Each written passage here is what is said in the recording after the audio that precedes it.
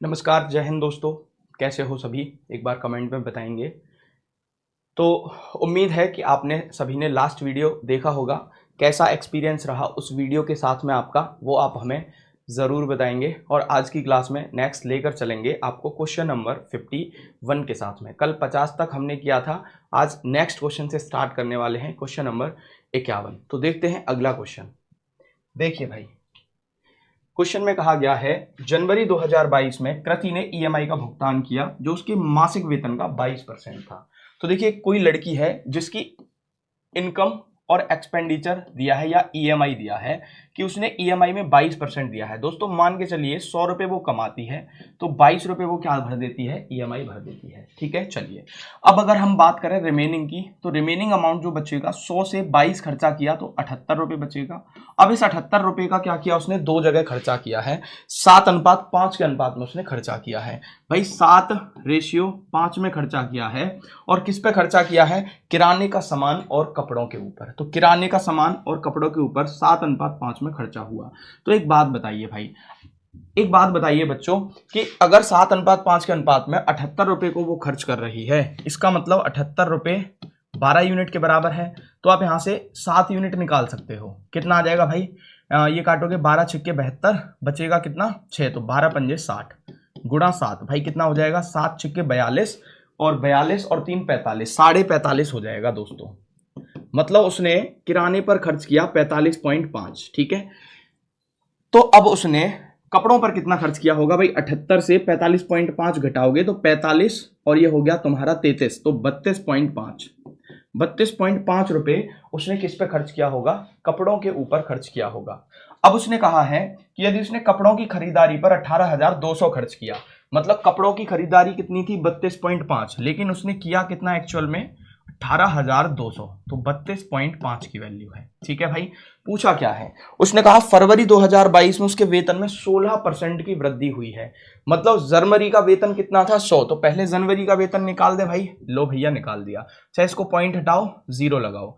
25 से इसको काटोगे तो यहां पे काट लो, ये 40 बार, ये कटेगा भाई 25 एक 25 और 25 दिए 75। ठीक है, 13 से इसको काटो, 13 एक 13, बचेगा 5, 13 चौके 52। तो ये आ गया दोस्तों 1400 गुणा 40, मतलब कितना हो जाएगा? 56,000 रुपीज। इतने रुपए उसका जनवरी 2022 का सैलरी था। लेकिन उसने कहा है अगर 16% की वृद्धि भी हुई है भाई फरवरी में, तो इसका मतलब 5600 से जो अमाउंट बनेगा, सॉरी 56,000 से जो बनेगा 116% बनेगा। सही है, 16% की वृद्धि पे। तो 2 0 से 2 0 काटोगे भैया, पीछे एक तो 0 आएगा और 6 6 36, पहले पीछे 6 भी आएगा। आप देखो क्या कोई ऐसा ऑप्शन है जिसमें पीछे 60 है? बिल्कुल, ऑप्शन नंबर डी है। तो ऑप्शन नंबर डी आपका सही उत्तर हो जाएगा। ठीक है दोस्तों, समझ में आ गया। नेक्स्ट चलिए अगले क्वेश्चन की तरफ। देखिए भाई क्या कह रहा है, एक परिवार की मासिक आय 35,000 है। भैया इनकम कितनी है? आप कहोगे गुरुजी 35,000 रुपए। 35,000 रुपए इनकम है। परिवार आय को विभिन्न व्ययों जैसे कि भोजन, स्वास्थ्य, शिक्षा, मनोरंजन और किराए पर खर्च करता है। तो कुछ विभिन्न विभिन्न जगह पे वो खर्च कर रहा है, अलग अलग जगह पे। सभी व्यय के बाद हर महीने 8% की बचत होती है। तो भाई जब वो सारे खर्चे कर देता है तो सेविंग होती है 8%। इसका मतलब हम यहाँ ये कह सकते हैं गुरुजी इसका 8%, अगर 35,000 रुपए उसकी क्या है? मासिक वेतन है, तो वो 8% उसमें से सेव कर रहा है भाई। तो 35,000 का या तो आप 8% निकाल लो भाई, या फिर इसको क्या करो, पहले इसको 100 के हिसाब से कर लो। कैसे? कि इनकम 100 है जिसमें से वो सेविंग कर रहा है 8, मतलब खर्चा कर रहा है प्यारे दोस्तों 92 रुपए वो खर्च कर रहा है। ठीक है, चलिए अब वो उसने क्या कहा, स्वास्थ्य पर भोजन की तुलना में 50% अधिक व्यय होता है। जो स्वास्थ्य है, देखो यहां पर कुछ चीजें हैं, क्या क्या है? जैसे स्वास्थ्य है और भोजन है, मतलब हेल्थ हो गया और फूड हो गया। अच्छा, हेल्थ पर फूड से 50% ज्यादा खर्चा वो कर रहा है। मतलब अगर फूड पर 2 रुपए खर्च कर रहा है तो हेल्थ पर 3 रुपए खर्च कर रहा है। ठीक है, जबकि भोजन पर व्यय मनोरंजन पर व्यय का 3 गुना होता है। जबकि भोजन पर जो व्यय है वो मनोरंजन मतलब इंटरटेनमेंट का 3 गुना है। तो ये 3 गुना है तो भैया ये 2/3 होगा। बताइए, अगर भोजन का खर्चा जो है वो इंटरटेनमेंट का 3 गुना है तो प्यारे दोस्तों ये 2/3 होना चाहिए। ठीक है, चलिए वहीं स्वास्थ्य पर होने वाला व्यय शिक्षा पर होने वाले व्यय का, तो भैया एक और है, ये तो एंटरटेनमेंट है और यहाँ पर ईडी मान लो एजुकेशन, ठीक है।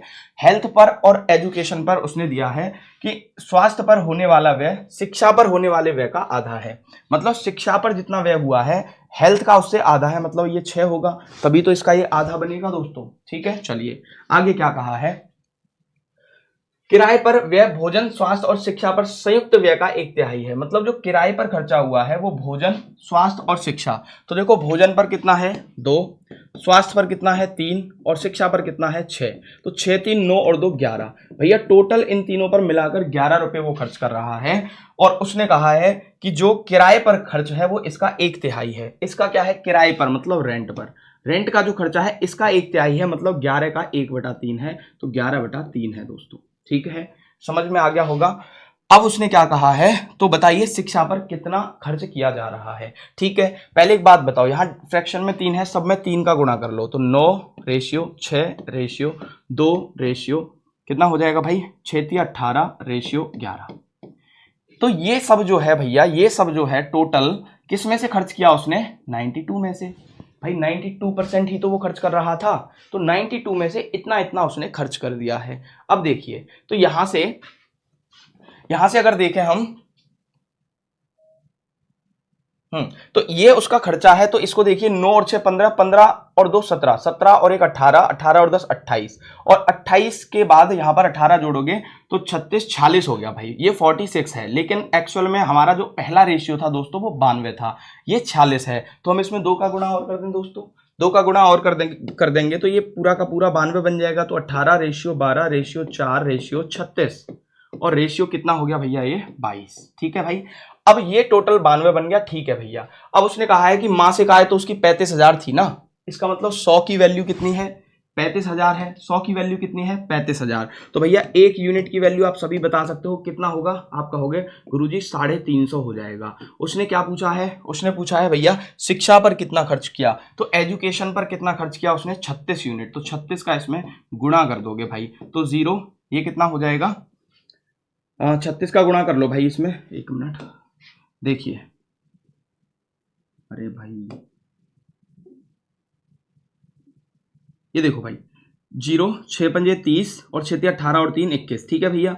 ये हो जाएगा 0 5 दिए 15, 1 3 दिए 9 और 1 10, तो यहाँ पे आ जाएगा 0 0 6 2 1, 12,600 रुपये यहाँ पर आपका सही उत्तर हो जाएगा, ठीक है दोस्तों, क्लियर है। देखो थोड़ा सा ना क्वेश्चन में डाटा थोड़ा लेंदी दे रखा है, लेंदी से मेरा मतलब है थोड़ा बड़ा क्वेश्चन है, तो टाइम टेकिंग है, कुछ रेशियो सेट करने में भी थोड़ा टाइम लग सकता है, ठीक है। चलिए नेक्स्ट देखिए, रवि शुरू में अपनी मासिक आय का 20% बचाता था, हाल ही में उसकी मासिक आय में 25% की वृद्धि हुई है। वो कह रहा है भाई मासिक आय का 20% वो सेव कर रहा है, तो ठीक है। देखो भाई इनकम अगर 100 थी तो भैया सेविंग कर रहा है 20, तो भैया खर्चा कितना कर रहा होगा, आप कहोगे गुरुजी 80 खर्च कर रहा होगा, ठीक है। उसकी मासिक आय में 25% की वृद्धि हुई है और उनकी नाम मात्र बचत भी 5% बढ़ गई है। मतलब उसका जो इनकम है वो 25% बढ़ा, तो ये कितना हो गया भाई 125 हो गया होगा। अगर यहां से 25% बढ़ाओगे 100 पे तो ये 25 ही बढ़ेगा, ठीक है। और उसकी जो बचत है वो 5% बढ़ गई, तो ये 5% बढ़ी है, तो 20 का 5% कितना होगा, 1 होगा, 1 होगा, तो भैया 20 का 5% 1, तो ये 21 हो जाएगा। अब मुझे प्यारे दोस्तों ये बताओ कि उसका एक्सपेंडिचर कितना रहा, तो आप कहोगे सर उसका एक्सपेंडिचर हो गया 104, कितना हो गया 104। अभी उसने क्या कहा, रवि वर्तमान में अपनी वर्तमान नाम मात्र आय का कितना प्रतिशत बचाता है। अब वो वर्तमान में कितना बचा रहा है, तो भाई बचाने की बात करें तो 21 रुपए वो क्या कर रहा है, यहाँ पर सेव कर रहा है, तो 21 125 का कितना परसेंट है, बस यही आपको निकालना है। वर्तमान आय का पूछा है ना, हाँ, तो गुणा 100, तो 25 चौके 100 और 25 पंजे 125, तो ये हो गया 4 1 4 4 दूने 8 बटा 5, तो ये हो जाएगा भाई 16.8%, कितना हो जाएगा 16.8% फिलहाल में वो बचा रहा है, ठीक है दोस्तों। चलिए आगे चलते हैं। सोहम का प्रारंभिक व्यय और बचत 5:3 के अनुपात में था। भाई एक लड़का था जिसका इनकम और सेविंग का रेशियो दे रखा है 5 और 3 का, तो हम इसको 50 और 30 कर लेते हैं, ठीक है। तो एक्सपेंडिचर कितना कर रहा होगा, वो 20 कर रहा होगा, ठीक है। चलिए उसकी आय में 25% की वृद्धि होती है, तो इनकम बढ़ गई 25%। तो 25% अगर बढ़ी है, इसका मतलब 50 पे 25% कितना बड़ा होगा, 12.5 बड़ा होगा, तो ये हो जाएगा कितना, 62.5। ठीक है दोस्तों, चलिए। और यदि उसकी प्रारंभिक बचत 4500 रुपए थी, अगर अब उसकी जो प्रारंभिक बचत मतलब सेविंग जो थी, ये 4500 के बराबर है दोस्तों, ये 4500 के बराबर है। कितने का गुणा हुआ होगा, 0 से 0 150 का गुणा हुआ होगा, सही है, 150 का। तो क्या पूछ रहा है, तो वृद्धि के बाद उसकी आय ज्ञात कीजिए। भाई यहां अगर 150 का गुणा है तो यहां भी 150 का कर दो, यहां भी 150 का गुणा करोगे, 0 से पॉइंट हट जाएगा, 15 पंजे 75, 15 दूने 30, 7 37, 15 सिक्के 90 और 3 93। तो 9375 रुपए क्या हो जाएगा दोस्तों, उसकी फिलहाल की क्या हो जाएगी, इनकम हो जाएगी। उसकी वर्तमान इनकम कितनी हो जाएगी, 9375 रुपए। ठीक है, चलिए अगले प्रश्न को देखते हैं। भाई क्या कह रहा है, पी और क्यू का वेतन मिलाकर 9,60,000 है। पी और क्यू अपने व्यक्तिगत वेतन का क्रमशः 64% और 44% बचाते हैं। यदि पी का व्यय क्यू के व्यय का 1.5 गुना है, तो पी के वेतन का क्यू के वेतन से क्या अनुपात है। देखिए भाई समझिए, अगर यहां पी और क्यू के कंबाइंड वेतन की बात करें तो कितना है, 9,60,000 है। ठीक है, अब पी और क्यू अपने व्यक्तिगत वेतन का 64% और 44% बचाते हैं। तो ध्यान देना भाई, दो बंदे हैं पी और क्यू। अब यहां पर एक जगह बात करी गई है उनकी सेविंग की, सेविंग की बात करी गई है। देखो बच्चों 64% की अगर हम बात करें तो इसका फ्रैक्शन कितना होगा, 16/25 होगा। और 44% की अगर हम बात करें तो इसका होता है भैया 11/25 होता है। ये भाई ये कितना है, 16 गुना है 4% का, और ये 11 का 4 गुना है, तो आराम से 11/25 और 16/25 बन जाएगा फ्रैक्शन इनका। ठीक है, चलिए अब देखो सेविंग का जो दिया है उन्होंने, तो अगर इनकम दोनों की 25-25 रुपए है, ये मान के चलें, तो यहां पर भैया ये 16 रुपए बचा रहा है, ये 11 रुपए बचा रहा है। तो देखो पी तो बचा रहा है 16 और क्यू बचा रहा है 11, और इनकी इनकम यहां पे मैं लिख दूं, ये इसकी भी 25 और इसकी भी 25। ठीक है भाई, चलिए। यदि P का व्यय Q के व्यय का 1.5 गुना है। अच्छा देखो, अगर यहां से हमने एक्सपेंडिचर निकालना चाहें तो आप आसानी से निकाल सकते हो। इनकम 25, सेविंग 16, तो कितने रुपए बचा रहा है, कितने रुपए खर्च कर रहा है, 9, और यहां कितने खर्च कर रहा है, 14। लेकिन उसने एक रेशियो दिया है P और Q के व्यय का, मतलब इन दोनों का रेशियो, मतलब 9 का और 14 का रेशियो एक्चुअल में उसने 1.5 गुना बता रहा है। तो भैया क्या ये 1.5 गुना है, आप कहोगे नहीं सर ये 1.5 गुना नहीं है, तो पहले इसको 1.5 गुना बनाना पड़ेगा।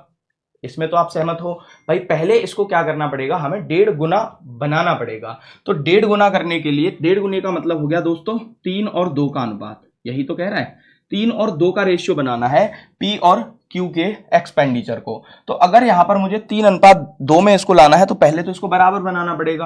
भाई एक बात बताओ, अगर 2 और 5 को मुझे बराबर मुझे अगर इसको 1:2 में ब्रेक करना है तो पहले मैं क्या करूंगा, इन दोनों को बराबर बनाऊंगा, तभी तो 1:2 में इसको हम कर सकते हैं। तो इनको बराबर अगर आपको करना है तो यहां पर कितने का गुणा करना पड़ेगा, 14 का, और यहां पर कितने का, 9 का, इस सब में करना पड़ेगा बच्चों। ठीक है, चलिए तो गुणा करोगे, ये होगा 16 गुणा 14, ये होगा 25 गुणा 14, और ये होगा भैया 14 9 126। ठीक है, ऐसे ही यहां पे होगा 99, 25 90 225, और ये 126। अब इसको हमें 3:2 में ब्रेक करना है। देखो ये बराबर तो हो गया, अभी 3:2 में भी बनाना है। तो P Q का 1.5 गुना है, तो यहां पर 3 करना पड़ेगा और यहां 2 का गुणा करना पड़ेगा। तो अभी भी आपको सब में गुणा करना है।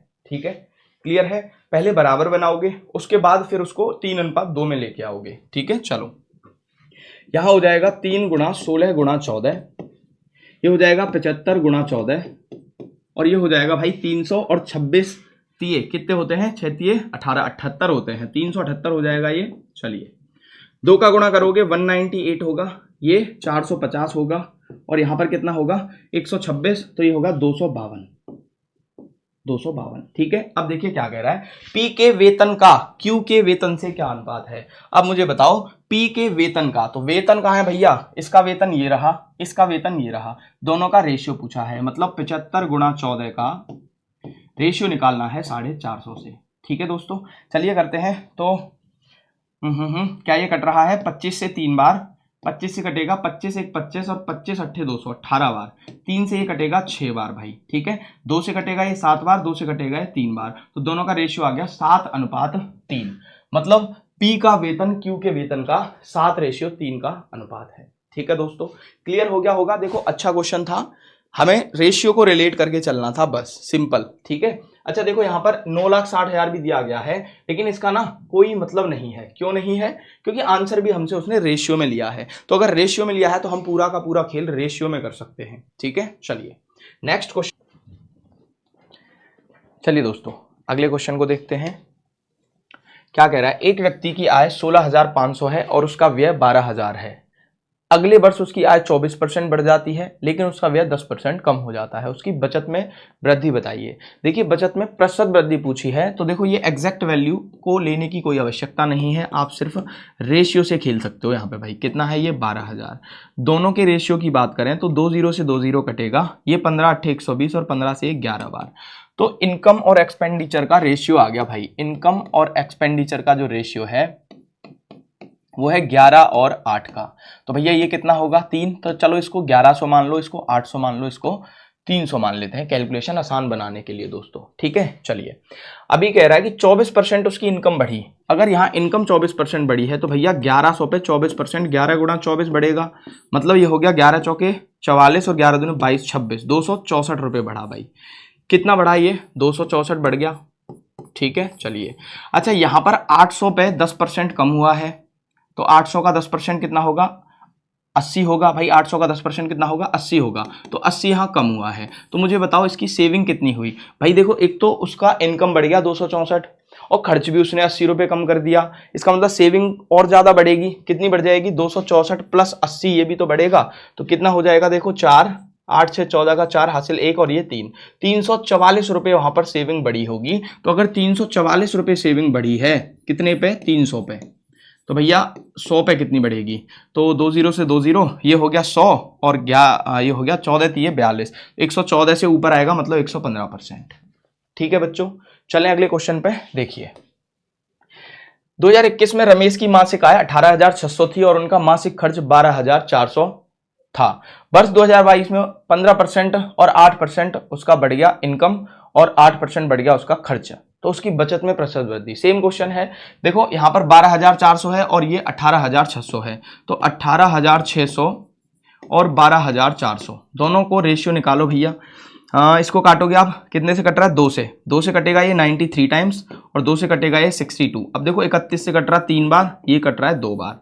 तो इनकम और एक्सपेंडिचर का जो रेशियो है, इनकम और एक्सपेंडिचर का आ गया 3:2। तो भैया ये 300 मान लो, ये 200 मान लो। तो बेटा यहाँ पर सेविंग कितनी बचेगी, 100 बचेगी। अभी क्या कह रहा है कि 15% तो उसकी इनकम बढ़ी है और 8% उसका खर्चा भी बढ़ा है। तो देखो ये अगर 15% बढ़ी है तो ये 15 तिये 45 रुपये बढ़ी होगी।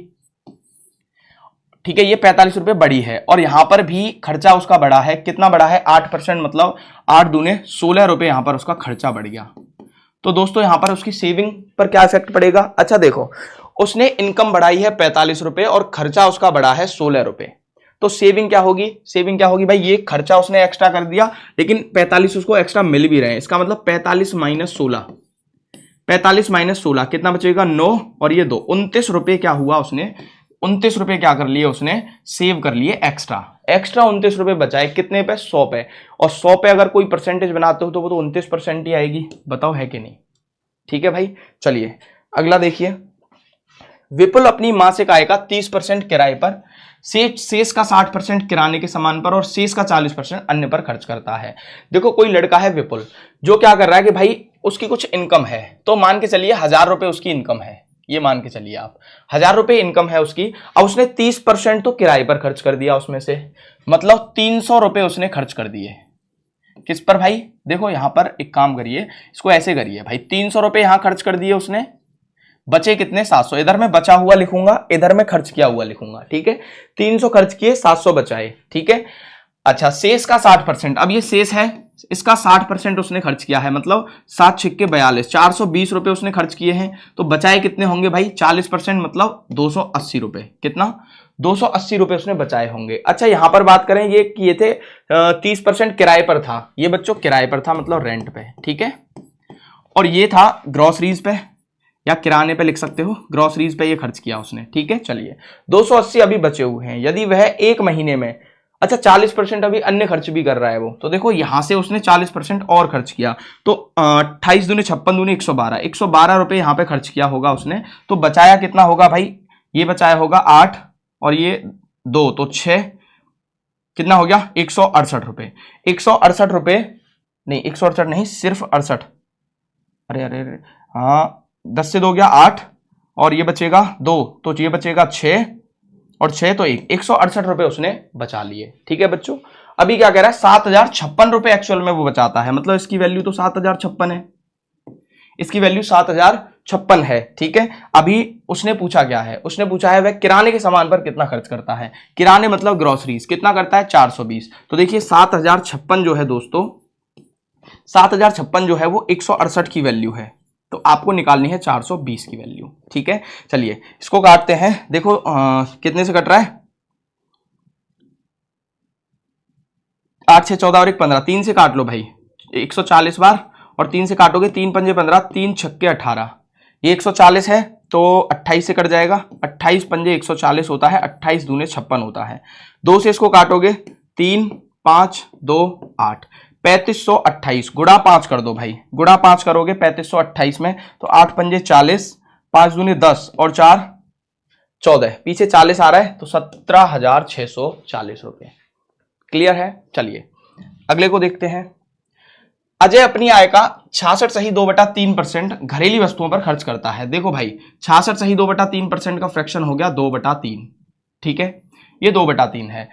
यदि उसकी आय 25% बढ़ जाती है और व्यय 20% बढ़ जाता है तो उसकी बचत पर क्या प्रभाव पड़ेगा। देखिए, अच्छा 2/3 वो क्या कर रहा है, खर्च कर रहा है, मतलब अगर इनकम उसकी 300 है ऐसे मानिए, तो खर्चा उसका 200 है, तो सेविंग कितनी कर रहा होगा 100।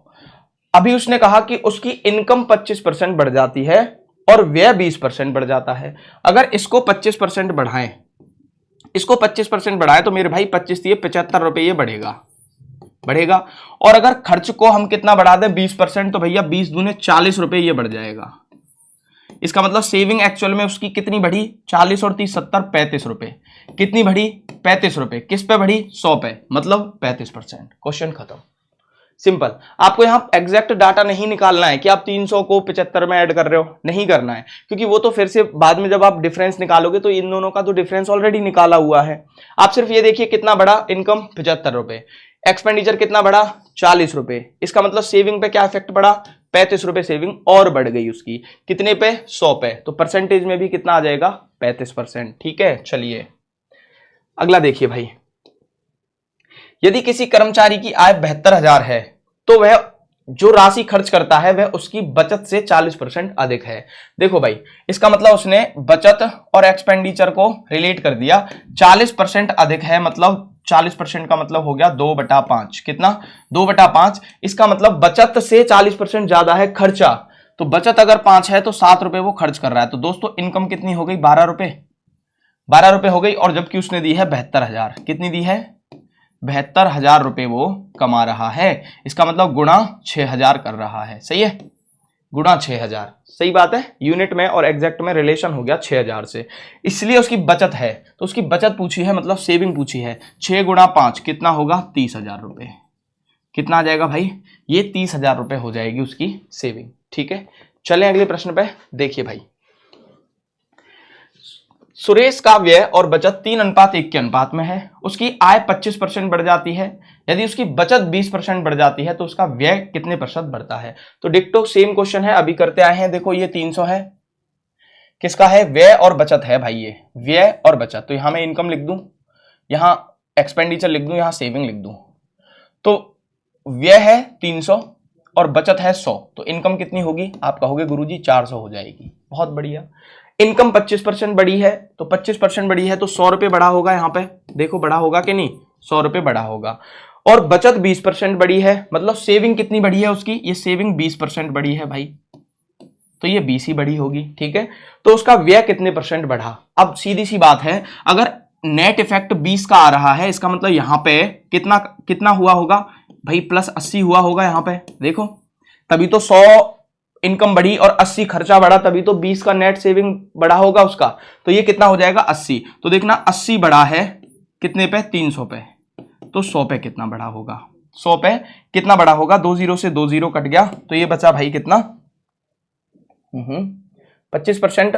आय बढ़ जाती है और बचत कितना बढ़ती है भैया 20। ठीक है, व्यय और बचत। ठीक है, 3 का डिवाइड करोगे तो 3 दूने 6 और 3 छिक्के 18 भाई 26 दशमलव कितना आएगा 66, 26.66 आएगा, लगभग 27% हो जाएगा। कितना 27% हो जाएगा। क्या कोई गड़बड़ तो नहीं हुई भाई जिससे एग्जैक्ट नहीं मिल रहा, क्योंकि उसने यहां पर अप्रोक्सीमेट भी नहीं पूछा है। तो देखो यहां पर था 3:1 का रेशियो एक्सपेंडिचर और सेविंग का, व्यय और बचत का अनुपात है। उसकी आय 25% बढ़ी, ये 400 हो गया और 25 चौके 100 बढ़ गया भाई। ठीक है, और यहां से सेविंग बढ़ी है, उसकी आय 25% बढ़ जाती है और उसकी बचत भी 20% बढ़ रही है, तो 20% बचत बढ़ी है। ठीक है भाई, तो यहां पर हमको उसका खर्चा कितना बढ़ाना पड़ेगा 100 रुपए, तभी वो 20 रुपए एक्स्ट्रा बचा पाएगा। सही है, तो 80 रुपए यहां पर वो एक्स्ट्रा बचा रहा है। कितने पे बचा रहा है 300, सॉरी खर्च कर रहा है 80 रुपए, तो 300 पे खर्च कर रहा है, तो 80/300। बहुत सही, कोई दिक्कत नहीं, इतना आएगा, मतलब लगभग में 27 इसका आंसर होगा भाई। ठीक है, चलिए ये देखिए अगला प्रश्न। एक व्यक्ति प्रति माह 16,000 कमाता है और अपनी आय का 80% वो खर्च कर देता है। ठीक है भाई, 16,000 रुपए वो कमा रहा है और 80% उसमें से क्या कर देता है, खर्च कर देता है और शेष राशि बचाता है। यदि उसकी आय 20% और व्यय 10% बढ़ जाता है तो उसकी बचत में वृद्धि कितनी है, तो उसकी बचत में कितनी वृद्धि है। तो सिंपल सा क्वेश्चन है, वही 80% वो खर्च कर रहा है, इनकम, एक्सपेंडिचर और सेविंग। भाई 100 रुपए अगर उसकी इनकम है तो 80 वो खर्च कर दे रहा है और 20 वो बचा रहा है। ठीक है, यही कह रहा है, और शेष राशि बचाता है, 80% वो खर्च कर देता है। ठीक है, यदि उसकी आय 20% बढ़ जाए, चलो इनकम को 20% बढ़ाओगे तो प्लस 20 यहां पर एक्स्ट्रा हो जाएगी ये। ठीक है, और व्यय भी 10% बढ़ जाता है, व्यय इसका 10% बढ़ गया तो कितना बढ़ा होगा, 8 बढ़ा होगा भाई। कितना बढ़ा होगा ये, 8 रुपए बढ़ा होगा। ठीक है, तो उसकी बचत में कितना प्रतिशत वृद्धि हुई है, तो देखना यहाँ नेट चेंज कितना आएगा सेविंग में। भाई 20 रुपए यहाँ बढ़ा है, 8 रुपए यहाँ खर्च भी बढ़ा है, मतलब यहाँ पर 12 रुपए उसकी सेविंग बढ़ी होगी। तो 12 रुपए 20 पे बढ़ी है तो 100 पे कितनी, तो ये हो गया 20 पंजे 100 और 12 पंजे 60। तो भैया कितना परसेंट बढ़ी है सेविंग, 60% यहां पर उसकी सेविंग बढ़ चुकी है। ठीक है दोस्तों, क्लियर है भाई सभी को। चले नेक्स्ट क्वेश्चन पे। देखिए, एक महिला अपनी आय का 2/3 भाग खर्च करती है। भैया इनकम का 2/3 वो खर्च कर देती है, मतलब अगर इनकम 300 है तो खर्चा 200 है, तो सेविंग उसका 100 है। सेविंग कितना है, 100 रुपए है। यदि उसकी आय 18% बढ़ जाती है, तो इनकम को 18 बढ़ा रहा है, मतलब 54 रुपए यहां पे बढ़ गया उसका, और व्यय 24% बढ़ जाता है, खर्चा भी उसका 24% बढ़ा है, 24 दूने 48 रुपए बढ़ गया। तो सेविंग पे कितना इफेक्ट आएगा, आप कहोगे गुरुजी 6 रुपए यहां पर सेविंग बढ़ जाएगी। कितना, 6 रुपए सेविंग बढ़ जाएगी, तो उसकी बचत में प्रतिशत वृद्धि क्या है, तो भैया 6 रुपए 100 पे बढ़ रही है तो 6% ही है। क्वेश्चन खत्म। बताओ, अरे समझ में आ रहा है ना, एकदम सिंपल क्वेश्चन है। देखिए, रेशियो अपनी आय का x% बचाती है। यदि उसकी आय में 26% की वृद्धि होती है और व्यय में 20% की वृद्धि होती है, तो उसकी बचत में 50% की वृद्धि होती है। तो x का मान ज्ञात कीजिए। भाई थोड़ा सा क्वेश्चन ने क्या कर दिया, घुमा दिया, लेकिन डरना नहीं है। देखो ध्यान से समझो, रेशियो अपनी आय का x% बचा रही है। ठीक है भाई, देखो ये इनकम है, ये सेविंग है, ये एक्सपेंडिचर है। ठीक है, अच्छा x% उसने बचाया है। मान लीजिए इनकम 100 है तो उसने x बचाया है, तो खर्चा कितना किया है, 100 - x। सिंपल। ठीक है भाई, चलिए अब वो कह रहे थे उसकी आय में 26% की वृद्धि हुई है। इसका मतलब जो इनकम है इसकी, उसमें भैया नेट जो वृद्धि हुई है, नेट जो वृद्धि हुई है वो 126 हो जाएगा अगर 26% बढ़ा होगा तो। ठीक है, चलिए, और 20% की वृद्धि हुई है खर्चे में, तो भैया यहां पर जो खर्चा है ये, इसमें 20% की वृद्धि हुई है और बचत जो है वो 50% बढ़ी है। तो भैया अगर x का 50% देखेंगे तो x/2 आएगा, और अगर x/2 बढ़ाओगे तो टोटल कितना हो जाएगा, 3x/2 हो जाएगा। ठीक है बच्चों, इतना हो गया। और यहां पर जो खर्चा बढ़ रहा है वो 20% बढ़ रहा है, और 20% अगर निकालें 100 - x का, तो एक्चुअल में भाई वो कितना हो जाएगा, 120 हो जाएगा। तो 100 - x जो है वो 120 हो गया है। सही है, 0 2 से 6 बार, 2 से ये हो गया भाई 5 बार। ठीक है, तो यहां से करोगे तो 20 × 120 - 6x/5, माइनस 6x/5, यहीं पे रख दो। 120 माइनस 6x/5, ये हो जाएगा 120 माइनस 6x/5। ये क्या हो जाएगा भाई, इसका एक्सपेंडिचर हो जाएगा। अभी पूछा है उसने x की वैल्यू बताइए। अभी आप सभी जानते हो कि अगर भैया सेविंग और इन दोनों को ऐड कर दिया जाए तो क्या आती है, इनकम आती है। तो 3x/2 में ऐड कर दिया जाए 120 माइनस 6x/5 को, तो बराबर होना चाहिए 120 के। क्लियर है दोस्तों, भाई यही होना चाहिए ना। ठीक है, चलिए तो समझेंगे आगे। ये कितना है, 120 है और ये है 126, ये गड़बड़ कर दी, 126। इसको इधर लेके जाओ और 3x/2 और 6x/5, यहां पे एलसीएम 10 आएगा, ये होगा 15x और ये होगा 12x, बराबर 126 और 120, ये हो जाएगा 246 बचेगा 3x/10 बराबर 246, नहीं घटेगा ना, हाँ घटेगा, ये 126 से 120 घटाओगे तो सिर्फ 6 बचेगा दोस्तों, ये 6। ठीक है, 3 से 2 बार तो x की वैल्यू आ जाएगी 20। कितना आ जाएगा भाई, x की वैल्यू आ जाएगी 20। यही उसने पूछा है कि बताइए x का मान कितना होगा। ठीक है, चलें आगे देखिए अगला क्वेश्चन। ए और बी का मासिक वेतन समान है और ए, बी और सी अपने मासिक वेतन का क्रमशः 10%, 8% और 9% किसी धर्मार्थ ट्रस्ट को दान करते हैं। देखिए भाई 3 बंदे हैं यहाँ पे, ए बी सी, समझना ध्यान से, ए बी और सी 3 बंदे हैं और ए और बी का जो वेतन है वो तो बराबर है। तो भाई मान लो ए का 100 है और बी का भी कितना है, 100 है, दोनों का वेतन बराबर है। ठीक है, अभी वो कह रहा है कि तीनों ना, ये 10% दान करता है ए, बी करता है 8% दान और सी करता है 9% दान। तो भैया अगर ये 10% दान कर रहा है तो 10 रुपए दान कर रहा होगा, ये 8% दान कर रहा है तो 8 रुपए दान कर रहा होगा, और ये कितना है भैया, ये करता है 9% दान। इसका हमें अभी पता नहीं, ये 9% करता है, लेकिन इतना पता है। ठीक है, 9% ये डोनेट कर देता है। ए और बी के दान के बीच का अंतर 400 है। अच्छा भैया, दोनों के दान के बीच का अंतर अगर 400 है, इसका मतलब 2 यूनिट का मतलब 400 है, तो 1 यूनिट कितना हो जाएगा, 200। 1 यूनिट कितना हो जाएगा, 200 हो जाएगा। तो भैया टोटल हमारा इनकम कितनी हो जाएगी, 100 यूनिट, मतलब 20,000 रुपए। कितनी हो जाएगी भाई, 20,000 रुपए। अभी क्या कह रहा है आगे, 400 है। ए और बी द्वारा किया गया कुल दान सी की तुलना में 900 अधिक है। भाई ए और बी ने जो टोटल दान किया है, ए और बी ने टोटल कितना दान किया है भाई, 18 यूनिट किया है। चलो इसकी तो हमें अभी जरूरत ही नहीं है, तो इसको छोड़ो। 18 यूनिट इसने दान किया है, मतलब 3600 रुपए। तो वो कह रहा है जो ए और बी ने कुल दान किया है वो 900 ज्यादा है सी के दान से। तो सी का दान कितना होगा फिर भैया, अगर ये 900 ज्यादा है तो आप इससे 900 माइनस कर दो, कितना आ जाएगा, 2700 रुपए। कितना आ जाएगा भाई, 2700 रुपए यहां पर आ जाएगा, जो किसके, सॉरी भाई, एक मिनट, अरे देखो भाई, ये सी था, यहां पर इसने 9% दान किया था,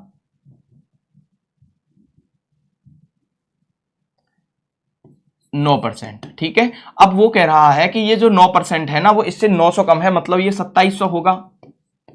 ये कितना होगा दोस्तों, 2700। एक्चुअल में ये 2700 जो है इस सी द्वारा किया गया दान है। ठीक है, तो सी का मासिक वेतन ज्ञात कीजिए। ठीक है, अगर सी का 9% 2700 है, मतलब 3 गुना है। कितना है ये इसका भैया 3 गुना है। किसका, 9% जो है, देखो समझो ध्यान से, 2700 है, तो आपको टोटल इसकी वैल्यू निकालनी है कि इसका इनकम कितना था, तो 100 की वैल्यू निकालोगे, ये 300 के बराबर है, तो ये 30,000 हो जाएगा। कितना हो जाएगा, 30,000 रुपए। और यही आपसे पूछा गया है। ठीक है दोस्तों, रेनू अपनी आय का 20% बचाती है। यदि उसके व्यय में 20% की वृद्धि होती है और आय में 29% की वृद्धि होती है, तो उसकी बचत में वृद्धि ज्ञात कीजिए। देखिए भाई, रेनू अपनी आय का 20% बचाती है, तो इनकम और सेविंग, इनकम अगर 100 है तो सेविंग कितनी है उसकी भाई, 20, तो खर्चा कितना है उसका, 80 रुपए का।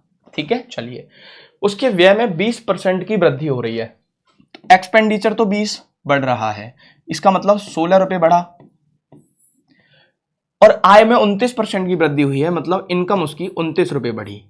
इनकम जो है उसकी वो 29 रुपए बढ़ी है भाई, तो उसकी बचत में वृद्धि ज्ञात कीजिए। तो भाई बचत में अगर वृद्धि देखें तो यहाँ इनकम बढ़ गई 29, और खर्चा बढ़ा दिया उसने 16, इसका मतलब यहाँ पर टोटल कितना 13 रुपये क्या होगा, 13 रुपये वहाँ पर उसकी सेविंग बढ़ी होगी। तो 13 रुपये बढ़ी है कितने पे, 20 पे, तो भैया 100 पे कितनी बढ़ेगी, तो ये हो जाएगा 65%। कितना आ जाएगा भाई, ये 65% हो जाएगा। ठीक है, क्लियर है। चलें आगे, देखिए अगला क्वेश्चन। जब किसी वस्तु के मूल्य में 20% की कमी की गई तो उसकी बिक्री में x% की वृद्धि होती है।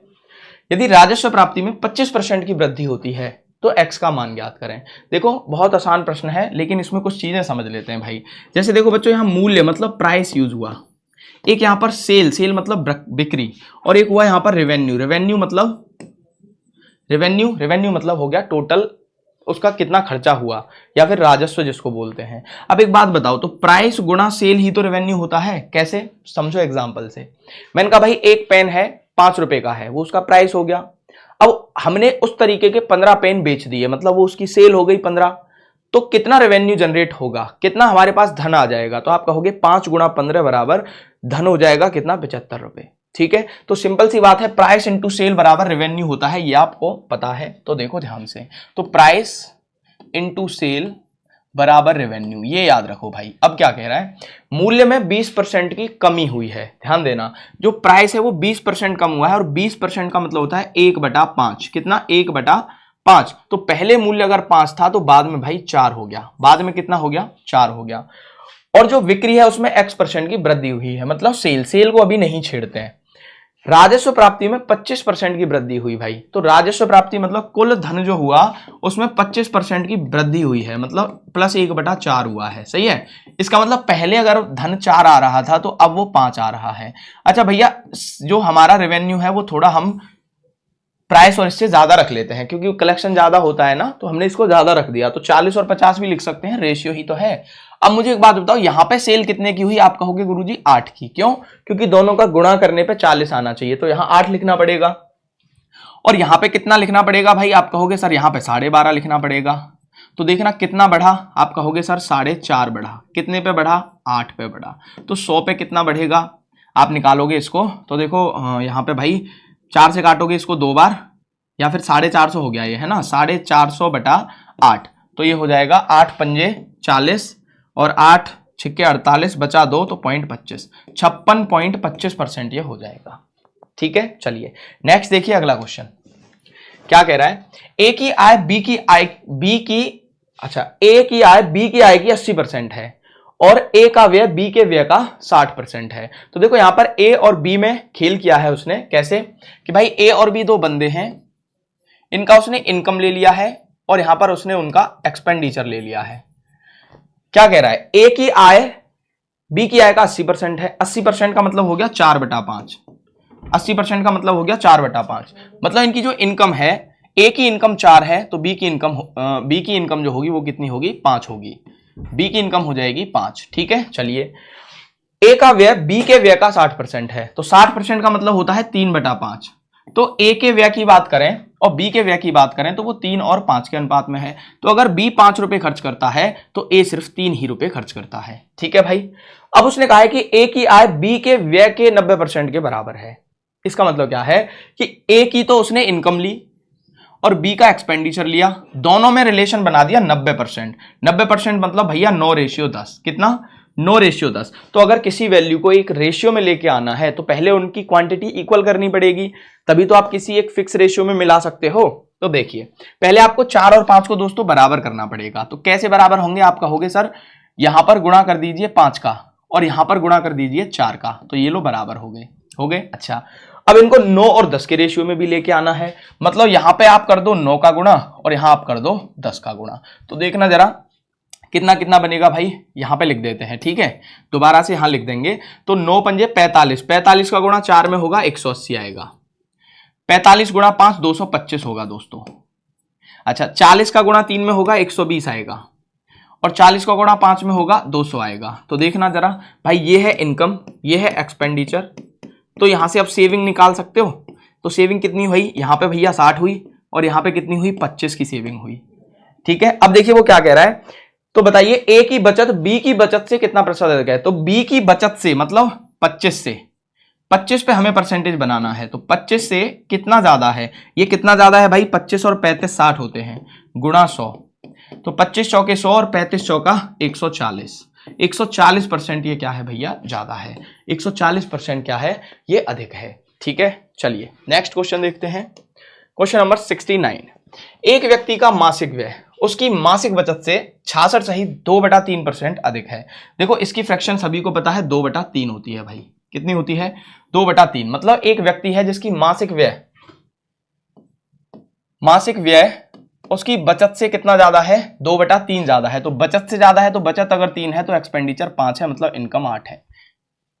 समझ में आ गया होगा। ठीक है, काफी देर से कर रहे हैं ऐसे क्वेश्चन हम, तो समझ में आ रहा होगा। यदि उसकी मासिक आय में 44% की वृद्धि होती है तो भैया इसको आप मान लो 800, इसको मान लो 500, इसको मान लो 300। अगर ये 44% की वृद्धि हो रही है और मासिक व्यय में 60% की वृद्धि होती है तो उसकी मासिक बचत में 1040 की वृद्धि होती है। आरंभिक व्यय कितना है? ठीक है भाई। अच्छा, ये 44% बढ़ा है, ये कितना बढ़ा है, 44%। मतलब 800 का 44%, मतलब 2 जीरो ये तो कट ही जाएंगे भाई। 800 का 32, 320 तो 352 हो गया दोस्तों। कितना हो गया, तो यहां पर बढ़ा है 352। ठीक है, चलिए अभी फिर क्या कहा उसने, उसके मासिक व्यय में 60% की वृद्धि, तो यहां ये 60% बढ़ा है।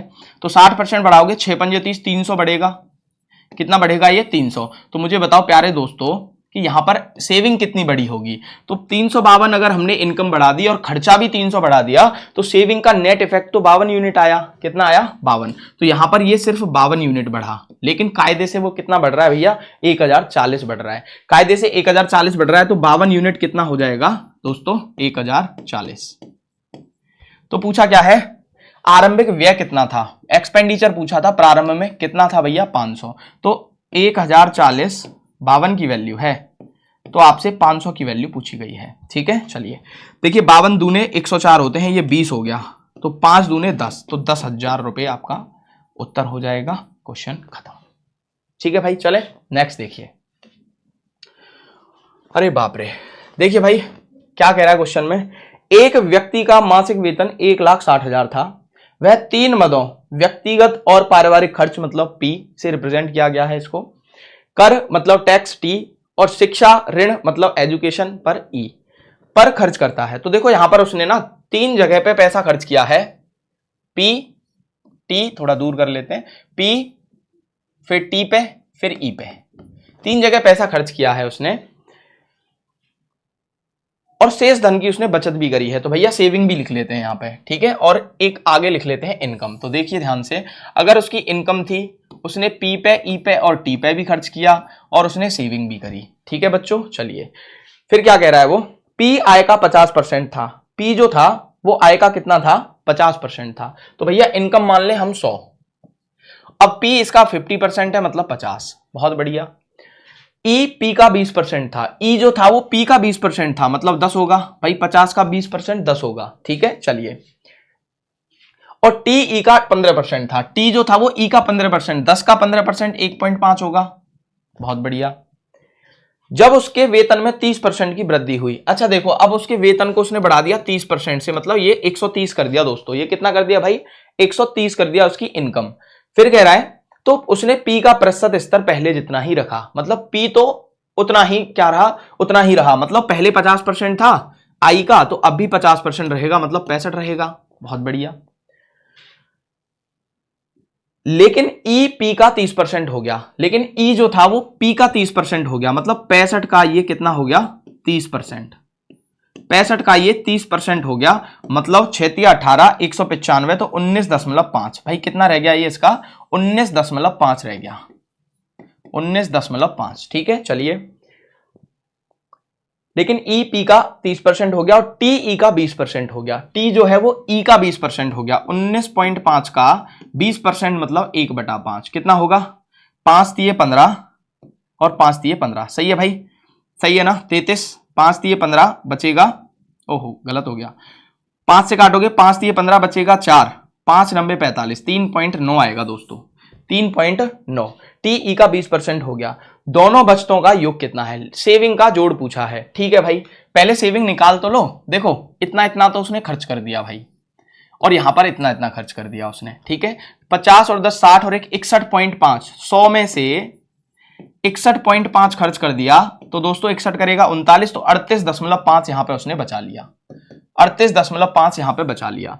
यहां पे देखें तो 65 और 20 हो गया 85, 84.5 और 3.9, तो 9 और 5 14 का 4 कैरी 1, 4 3 7 और 1 8, 88.4 यहां पर उसने भैया 88.4 यहां पर उसने, अरे एक मिनट, 88.4 तो एक्सपेंस कर दिया उसने, लेकिन उसने 130 में से ये खर्च किया है, तो सेविंग कितनी होगी? तो देखो यहां 130 में से घटाओगे तो 12 और 30 42 है ना, और 42 से 41.6 बचेगा, ये कितना आ जाएगा 41.6 भाई। ठीक है, यहां पर 41.6 की सेविंग हुई। उसने पूछा है कुल सेविंग कितनी है, बताइए कुल टोटल उसने बचत कितनी करी? तो 6 और 5 11, 8 और 1 9 और 1 10, 4 और 3 7 और 1 8, टोटल उसने 80.1 रुपए बचाए।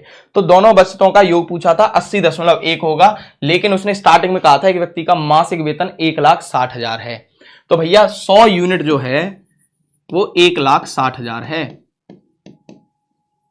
तो 80.1 की वैल्यू पूछी है, 1,60,000 डिवाइड बाई 100 गुणा 80.1, ये कटा और यहां से भैया 1 0 से इसका पॉइंट हट गया, तो यहां बचा 160 गुणा 801, गुणा करोगे तो 0 16 1 16 और 16 8 128, 12 1,28,160, 1,28,160 रुपए, सिंपल। तो टोटल सेविंग का जो जोड़ आ गया वो 1,28,160 रुपए। ठीक है भाई, चलो अगले क्वेश्चन की तरफ। 3 वर्ष पहले रमन का वेतन 45,000 था, उसने वेतन में पहले दूसरे तथा तीसरे वर्ष में क्रमशः 10%, A% तथा 20% की वृद्धि की गई है। रमन की वर्तमान आय इतनी है, तो ए का मान बताइए। भाई पहले इनकम कितनी थी 45,000, बाद में कितनी हो गई 83,160। ठीक है भाई, समझिए भाई पहले साल कितना बढ़ा होगा 10%, 10% मतलब दोस्तों 1/10, मतलब पहले साल जो उसकी क्या थी वेतन था वो 10 से 11 हो गया होगा। अच्छा, बाद में फिर वो दूसरे साल A% से बढ़ा है, A% से बढ़ा है, तो मान लिए वो A से भैया B हो गया, ये मान सकते हो आप, A से क्या हो गया B हो गया। ठीक है, और अगले साल 20% बढ़ा है, 20 पंजे 100, तो 5 से 6 हो गया। तो देखना तीनों साल में मिला के कितना हुआ 50A और यहां पे 66B, तो मतलब 25A और ये 33B। सही है भाई, इन दोनों का रेशियो इतना आ गया। लेकिन अगर हम प्रारंभिक और अंतिम सैलरी का रेशियो निकालें तो दोस्तों ये आएगा, देखो 0 से 0 कटेगा, 4500 और 8316, इसका हमें रेशियो चाहिए। तो यहां पर ही कर देते हैं इसको, देखो 25A बटा 33B बराबर 4500 बटा 8316, तो 5:7 में आ गया भैया। ठीक है, इतना सारा काटा पीटा करने के बाद कितना आया 5/7 आया। तो ए का मान क्या है, तो भैया ए की वैल्यू उसने हमसे पूछी है। अच्छा, ये बेटा परसेंटेज में दिया गया है। ठीक है, ये जो वैल्यू है वो परसेंटेज में है। ठीक है, देखिए ये परसेंटेज में है, इस वजह से कंफ्यूजन हो गया। देखिए समझिए, तो फिर तो सिंपल है भाई, A/B 5:7 है। इसका मतलब क्या था कि देखो यहां पर A% की क्या हुई थी, वृद्धि हुई थी, A% वो बढ़ा था, और तो यहां पे देखिए B कितना बढ़ा है, B 7 बढ़ा है, B कितना बढ़ा है, सॉरी B 7 नहीं 2 बढ़ा है, 2 बढ़ा है, कितने पे बढ़ा है भैया 5 पे, तो 100 पे कितना बढ़ेगा, तो आप कह दोगे सर ये 40% बढ़ेगा, ये 40% बढ़ गया होगा, मतलब A की वैल्यू 40% है। ठीक है दोस्तों, इसको ठीक कर लेना भाई, यहां पर परसेंटेज था, सब ऑप्शन में परसेंटेज लगा हुआ है। नेक्स्ट देखिए क्वेश्चन नंबर 72। गीता एक अपार्टमेंट खरीदती है और उसके लिए EMI का भुगतान करती है। उसकी मासिक आय 80,000 है। वह अपने बच्चों की शिक्षा पर 15%, घरेलू मामलों पर 40% खर्च करती है, 10% GPF में भेजती है और 15% बचत बैंक खाते में बचाती है, और बाकी राशि EMI के रूप में भुगतान करती है। वह कितनी राशि EMI भरती है? ठीक है, देखिए। अच्छा देखो 80,000 था, उसने खर्चा कहां पे किया भैया, एक जगह 15% किया, एक जगह 40 किया, एक जगह 10 किया। ठीक है, और 15% उसने बचत खाते में डाल दिया। तो इसका मतलब उसने जो एक्सपेंसेस थे वो कितने थे, 15 15 30, 30 और 10 40, 40 और 40 80, उसके एक्सपेंसेस हो गए 80%। तो बचा हुआ जो अमाउंट था उसी से उसने EMI भरी, कितना बचा 20%। तो मुंह जबानी क्वेश्चन हो गया, 80,000 का 20% आपसे पूछा है, सिर्फ 80,000 का 20%। 2 0 से 2 0, 000 और 8 दूने 16, तो भैया 16,000 रुपए उसने EMI का भर दिया। ठीक है, चलिए नेक्स्ट देखते हैं। एक आदमी अपनी आय का 58% खर्च करता है, उसकी आय में 30% की वृद्धि होती है और उसका व्यय भी 25% बढ़ जाता है, उसकी बचत में वृद्धि। ऐसे तो काफी क्वेश्चन कर चुके हैं। तो भैया 58% खर्च कर रहा है तो इनकम 100 है, तो उसका एक्सपेंडिचर कितना है 58, तो इसका सेविंग कितना है भाई, सेविंग कितना बचा 42। ठीक है, चलिए उसकी आय 30% बढ़ती है, तो यहां ये 30 बढ़ गया भैया, सीधा सीधा कितना बढ़ा ये सीधा सीधा 30 बढ़ गया। ठीक है दोस्तों, और व्यय 25% बढ़ता है, एक्सपेंडिचर को 25% मतलब 1/4 बढ़ा दिया, तो 58 का 1/4 कितना होगा, 4 1 4 बचा 1 4 चौके 16 और 4 पंजे 20, 14.5, 14.5 बढ़ गया भाई ये। तो अब मुझे बताओ आप कि ये कितना बढ़ गया, तो आप कहोगे भैया यहाँ पे 15.5 बढ़ा होगा। कितना बढ़ा होगा 15.5, यहाँ पर इसकी जो सेविंग है वो बढ़ जाएगी, नेट इंक्रीमेंट सेविंग में हो जाएगा। तो बचत कितने प्रतिशत वृद्धि हुई है 15.5, 42 पे बढ़ा है, तो 100 पे कितना होगा। ठीक है, एक 0 लगा के पॉइंट को हटा लो। ठीक है, 0 से यहाँ 0 कट गया भाई, 5 5 10 11 काटते हैं इसको, तो 42 से काटोगे तो 42 पंजे 210 होता है। ठीक है, 40 दूने 80 और 40 दिए 120, 3 के अराउंड जाएगा, तो 3 एक ही ऑप्शन में है, 36.9। ठीक है दोस्तों, 36.9। चलिए अगला क्वेश्चन। एक व्यक्ति का मासिक वेतन 50,000 था, वह इसका 3 मदों पर व्यय करता था, व्यक्तिगत और पारिवारिक व्यय E, कर T, परोपकार P और शेष उसकी बचत होती थी। अभी जैसा क्वेश्चन था वैसा ही है। देखो इनकम है, इनकम में से उसने 3 जगह खर्च किया है, E, T और P पर। देखो E, T और P पर। ठीक है दोस्तों, और बाकी उसने सेविंग करी है। ठीक है, E उसकी आय का 50% था, E जो था उसकी इनकम का 50% है, इसको 100 मान लो तो ये 50 है। ठीक है भाई, चलो T E का 20% था, T जो था वो E का 20% मतलब 5 दूने 10 रुपए था। ठीक है भैया,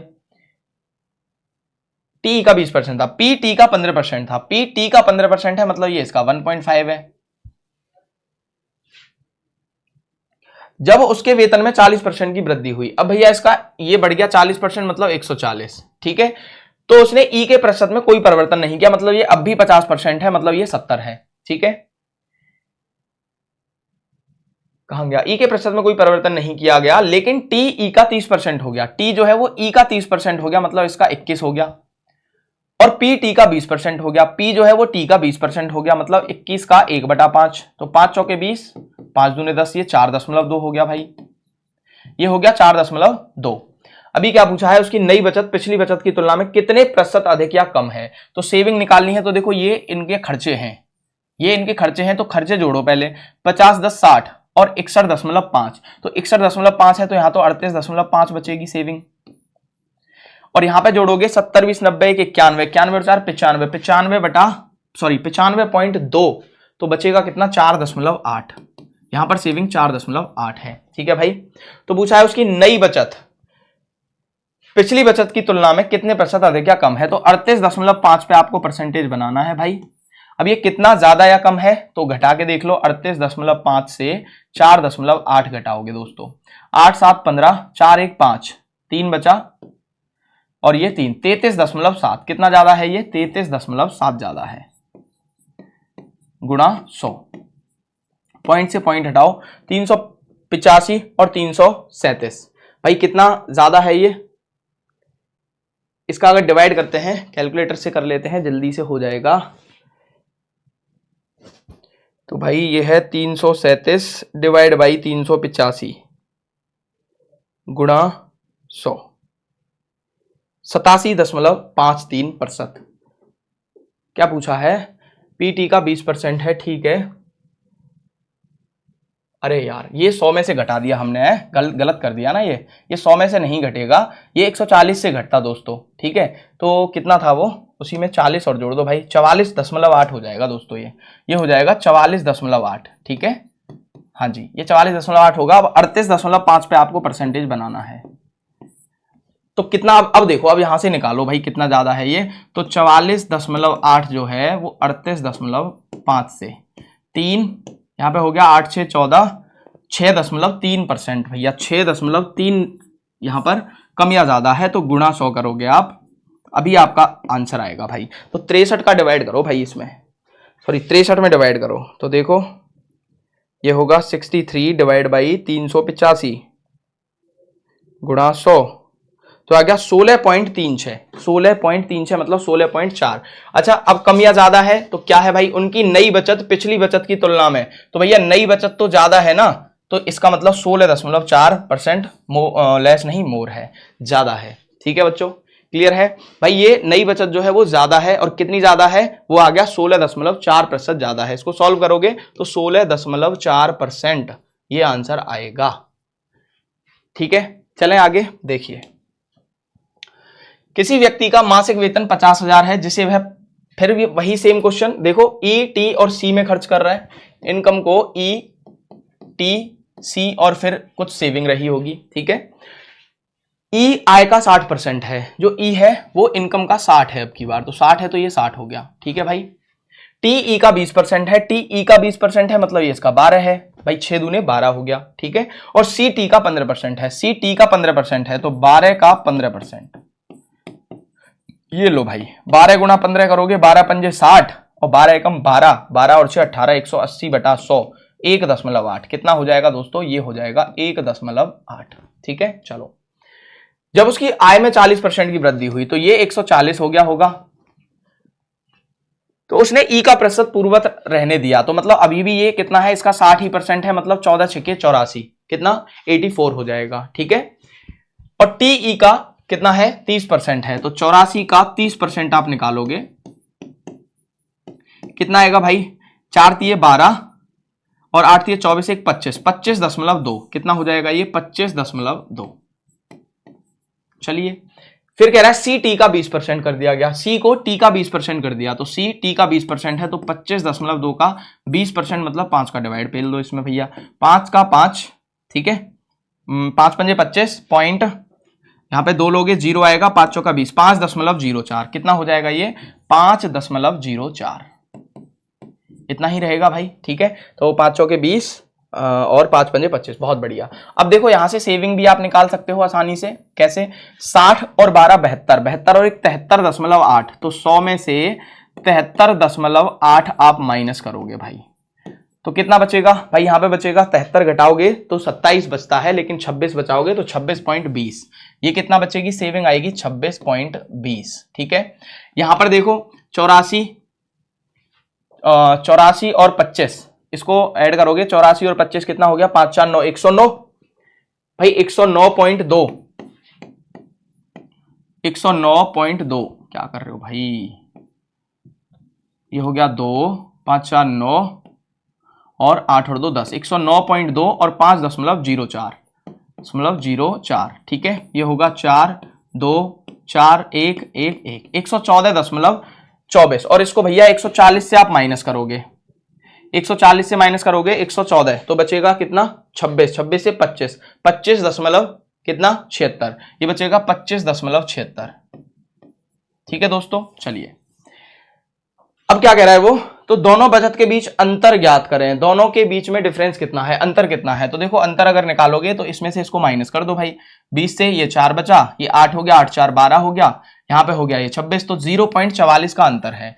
तो भैया ये कितना था 50,000, तो 50,000 100 की वैल्यू है, तो आपसे पूछा है 0.44 का मान बता दो, तो देखो ये तो कट गया 2 0 से 2 0 और 2 0 से इसका पॉइंट भी हट गया, 44 गुणा कितना 5, कितना आ जाएगा 220 रुपए। तो भैया दोनों के बीच में कितना अंतर है, बचत के बीच में 220 रुपए का अंतर है। क्लियर है भाई सभी को? चलिए भाई नेक्स्ट क्वेश्चन की तरफ चलते हैं। देखिए क्या कह रहा है नेक्स्ट क्वेश्चन, एक व्यक्ति का मासिक वेतन 75,000 था, वह पारिवारिक व्यय ई कर टी दान सी पर खर्च करता था और बाकी उसकी बचत थी। तो सेम अभी जैसा ही क्वेश्चन है, करते आ रहे हैं। देखिए तो भैया उसकी कुछ इनकम थी और उसने खर्चा कहां कहां पे किया, ई टी और सी पर खर्चा किया है, ई टी और सी पर खर्च करने के बाद कुछ सेविंग भी करी है। ठीक है, अच्छा फिर आगे क्या कह रहा है, ई आय का 60% था, ई जो था वो इनकम का 60% है, तो भैया इसको मैं अगर इनकम को 100 मान लूं तो ई तो इसका 60% मतलब 60 हो गया, ठीक है। टी ई का 20% था, टी ई का 20% है मतलब 6 दूने 12 है ये भैया, और सी टी का 15% था, जो सी था वो टी का 15% है, तो ये क्या सेम क्वेश्चन है क्या ये? 60, 20 और 15 और यहाँ 40% की वृद्धि कर दी है, तो द रेशियो ऑफ द कहाँ गया, अच्छा, और इसके बाद है percentage level of E but T becomes 30% of E, T becomes, अरे एक मिनट भाई, सी बिकम्स 20% ऑफ टी, तो यहाँ पर सी ई का प्रतिशत, लेकिन टी ई का 30% हो गया, सी टी का 20% हो गया, तो ये तो सेम ही क्वेश्चन है दोस्तों, है ना, लेकिन यहाँ पर रेशियो पूछा है। ओके ठीक है, देखिए भाई यहाँ पर ना रेशियो पूछा गया है, वहाँ पे वैल्यू पूछी गई थी, तो चलिए करते हैं। तो 100, 60 और ये हो गया 12, टी ई का 20% था और सी टी का 15% था, तो 15% कितना हो जाएगा इसका 1.8, ठीक है। जब उसका वेतन 40% बढ़ा दिया गया तो ये 140 कर दिया गया, तो उसने ई का प्रतिशत स्तर बनाए रखा, मतलब ये 84 रहा, ठीक है। लेकिन टी ई का 30% हो गया, टी जो है वो ई का 30% हो गया, मतलब 84 का 30%, मतलब 3/10, कितना था, 4 3 12, ये 24 और 1 25, 25.2 हो गया भैया ये, ठीक है। चलिए, और सी टी का 20% हो गया, जो सी है वो टी का 20% हो गया, तो 25.2/5 कितना आएगा, 5 पंजे 25.04। चलिए, वही वैल्यूज हैं जो लास्ट क्वेश्चन में थी। उसके पहले वेतन की बचत और उसके वर्तमान वेतन की बचत का अनुपात, तो देखो यहीं से निपटा देते हैं भैया सीधा सीधा। क्या कह रहा था, रेशियो पूछा है, तो देखो 26.20 और 25.76, 26.20 और 25.76 यही है, दोनों का रेशियो पूछा है, 26.20 रेशियो 25.76। तो सबसे पहले तो पॉइंट हट गया दोस्तों, तो 2620 और ये 4 से इसको काटो आप, तो 4 छक्के 24 बचा 2, 4 पंजे 20 और 4 पंजे 20, 4 से इसको काटोगे 4 छक्के 24 बचेगा 1, 4 चौके 16, 4 चौके 16, तो 655 रेशियो 644, ये आपका आंसर है, ठीक है।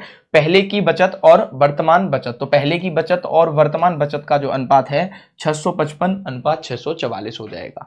पीछे वाले क्वेश्चन का डाटा सेम है। चलिए, भवानी ने अपनी मासिक आय का 15% बच्चों की शिक्षा पर और 20% भोजन पर खर्च किया, शेष का 40% उसने खेल पर और 30% परिवहन पर खर्च किया। इन सभी खर्चों के बाद उसके पास 10,257 की राशि शेष बची। भवानी की मासिक आय बताइए। ठीक है, कोई बात नहीं। देखिए, मासिक आय का 15% बच्चों की शिक्षा पर और 20% भोजन पर खर्च किया है। तो भाई मान लीजिए इनकम उसकी 100 थी, अब इसने इस पर खर्च किया क्या, 15% शिक्षा पर और 20% भोजन पर, मतलब 35% यहां खर्च कर दिया।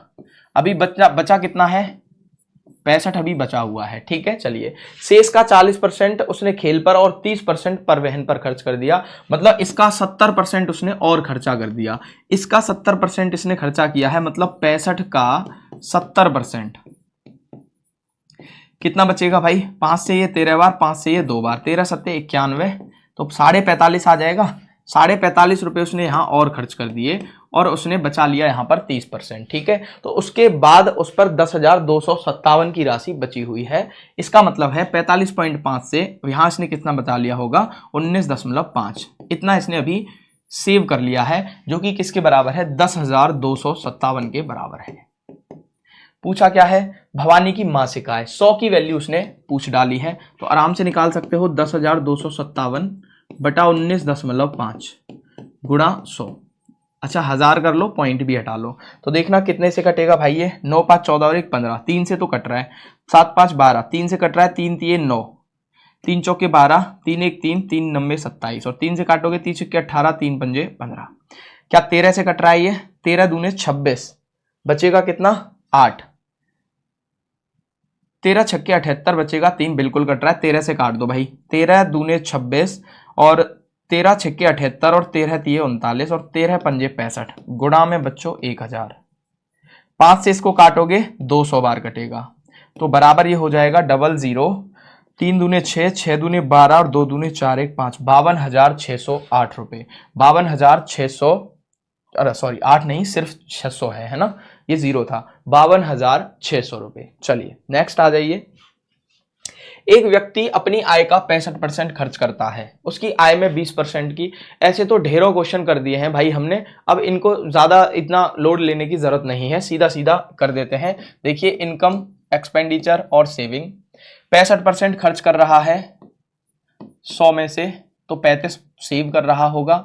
चलिए आगे कह रहा है आय में 20% की वृद्धि हो गई, तो ये 20% बढ़ा, प्लस 20 हो गया, ठीक है। और खर्च में 10% की वृद्धि हो गई, खर्च में भी 10% बढ़ गया, मतलब 6.5 बढ़ गया, खर्च में भी 6.5 बढ़ गया। तो यहां पर नेट कितना इंक्रीमेंट होगा भैया? देखो 20 से 6 गया तो 14, तो 15.5, कितना? 15.5 बढ़ा होगा सेविंग उसका 35 पे, तो 100 पे कितना होगा, यही पूछा है। देखिए एक जीरो और बढ़ा लो, पॉइंट खत्म कर लो, यहाँ से जीरो से जीरो हटाओ और इसको काटोगे तो 35 दूने 70, 35 दिए 105, क्या कटेगा? 7 से कट रहा है? नहीं कट रहा, 5 से काटो भाई, 5 तिये 15, 5 1 5 और 5 सत्ते 35, 310/7, तो ये हो जाएगा 7 चौके 28, 7 चौके 28, 4 तो नहीं आ रहा भाई, 65% खर्च करता है, 7 पंजे 35, 1 मिनट। उसकी आय में 20% की वृद्धि होती है, तो यहां पर इनकम बढ़ी है 20 और खर्च में भी 10% की वृद्धि होती है, खर्च भी यहां पर उसका बढ़ गया 10%, तो 6.5 बढ़ गया, तो 20 से 6 घटाओगे 14, अरे भाई ये 13.5 आएगा, ठीक है। चलिए देखिए 13.5 बढ़ा 35 पे, 20 से 6 गया, हाँ 13.5 ही होगा ना, गुणा 100 पे कितना होगा भाई? चलिए अब कर लीजिए, ये जीरो तो पॉइंट हटा, यहां से इसको हटाओ और 5 से ये 7 बार, 5 से ये 2 बार, ये हो गया 270/7, तो 7 तिये 21, बचा 6, 7 90 63, लगभग 39 से कम आएगा, मतलब 38.5, 39 से कम आएगा मतलब 38.5, ठीक है बच्चों। नेक्स्ट देख, चलिए भाई देखते हैं क्वेश्चन नंबर 79। स्वास्थ्य अपनी आय का 20% बचाता है, जबकि शेष राशि भोजन, किराया, शिक्षा और खरीदारी पर खर्च करता है। देखो एक बंदा है जो अपनी इनकम का 20% बचा रहा है, मतलब वो 80% खर्च कर रहा है, भाई बड़ा खर्चीला बंदा है। अगर 100% उसकी इनकम है तो सेविंग है 20% और भैया खर्च कर दे रहा है 80%, ठीक है। अब खर्च किस किस चीजों पर किया गया है? उसने खाने पर खर्च किया है, उसने भैया शिक्षा पर खर्च किया है, उसने भैया खरीदारी पर खर्च किया है और भोजन पर भी खर्च किया है। तो देखो भोजन पे खर्च कर रहा है, फूड पे, ठीक है। इसके बाद किराए पर कर रहा है, रेंट पे भी वो कुछ खर्च कर रहा है भाई, एजुकेशन पे भी कर रहा है भाई, और शॉपिंग पे कर रहा है, ठीक है। इन जगह पे वो खर्च कर रहा है। यहां कितना कर रहा है वो? 15% तो यहां खर्च कर रहा है, किसका? इनकम का। ध्यान रखना इनकम का 15% खर्च किया गया है फूड पर। उसके बाद 12,800 रुपए किराया दे रहा है, 12,800 रुपए का किराया दे रहा है वो, और एजुकेशन पर 32,000 खर्च कर रहा है। भाई फिर तो ठीक है भाई, इतना ज्यादा खर्चा उसने एजुकेशन पे किया है, मतलब फिर तो जायज बात है, ठीक है। चलिए 7200 रुपए की उसने कर ली भैया शॉपिंग। अभी उसने कहा कि शॉपिंग पर खर्च की गई रकम कुल खर्च का 11.25% है, तो शॉपिंग पर उसने कितना खर्चा किया है? 7200। तो 7200 जो है प्यारे दोस्तों वो 11.25 की वैल्यू है। तो क्या हम कुल खर्च निकाल सकते हैं? बिल्कुल निकाल सकते हैं। कुल खर्च कितना रहा होगा भाई? यहां पर एक जीरो यहां बढ़ा लो आप, तो ये पॉइंट हट जाएगा आपका, ठीक है। इसको काटोगे, कितने से कट रहा है? 25 से, 25 से 25 चौके 100 और 25 पंजे 125, ठीक है। और ये कटेगा इससे 40 बार, 25 चौके 100, 40 बार। 5 से कटा 9 बार और 5 से कटा भैया 8 बार, 9 से कटा ये 800 बार, तो 800 गुणा 8 कितना आ जाएगा भाई? 6400। कितना आ गया दोस्तों? 6400 रुपए। इसका मतलब 6400 रुपए आया या 64,000 आएगा? है भाई, ये 40 आया, 40 से कटाइए, अच्छा 2 जीरो बढ़ानी पड़ेंगी बच्चों, यहां 2 पॉइंट है, ठीक है। तो ये आ जाएगा 8000 गुणा या फिर 800 गुणा 80, कितना हो जाएगा? 64,000 रुपए। तो टोटल खर्चा कितना कर रहा है वो? 64,000 रुपए कुल खर्च कर रहा है। तो एक बात बताओ, अगर 64,000 खर्च हुए हैं और इनको जोड़ें अगर हम, तो टोटल यहां पर इन तीनों पर मिला के कितना खर्च हुआ भाई? 32,000 और 7 39,200, 39,200 और 840, 40 और 12 52, 52,000 रुपए यहां पर खर्च किया है। और टोटल खर्च है 64,000। तो इसका मतलब फूड पर कितना खर्च किया होगा उसने भैया, फूड पर कर दिया होगा 52 और 64 में 12 का अंतर है, 12,000 रुपए यहां पर उसने खाने ही खाने पर 12,000 रुपए उसने खर्च कर दिए। ठीक है, चलिए नेक्स्ट क्वेश्चन देखते हैं। आयुष बीमा पॉलिसी पर धनराशि का 25%, भोजन पर 26%, बच्चों की शिक्षा पर 23% और मनोरंजन पर 19% खर्च करता है। वह शेष राशि 26,600 बैंक में जमा करता है। वह कुल कितनी राशि है जो वह भोजन और मनोरंजन पर एक साथ खर्च करता है? देखिए कोई दिक्कत नहीं, यहां पर आप पहले टोटल खर्च ही देख लो भैया कितना है, 25% और 26% 51%, 51 और 19% कितना हो गया 70%, 70 और 23% कितना हो गया भैया 93%। तो 93% तो वो खर्च कर रहा है, तो सेविंग कितना कर रहा होगा 7%। तो 7% की वैल्यू कितनी है 26,600 है भाई, 26,600 7% की वैल्यू है। तो इसको ऐसे लिखो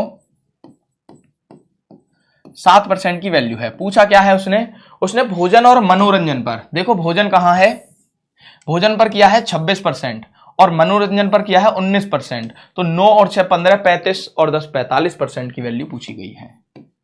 ठीक है, 7 से इसको काटोगे 7 ये 21 और 7 अट्ठे 56, 3800 गुणा 45, 3800 गुणा 45, डबल जीरो तो पीछे आएगा ही आएगा भाई, और 8 पंजे 40, 3 जीरो भी आएंगे, अरे बाप रे।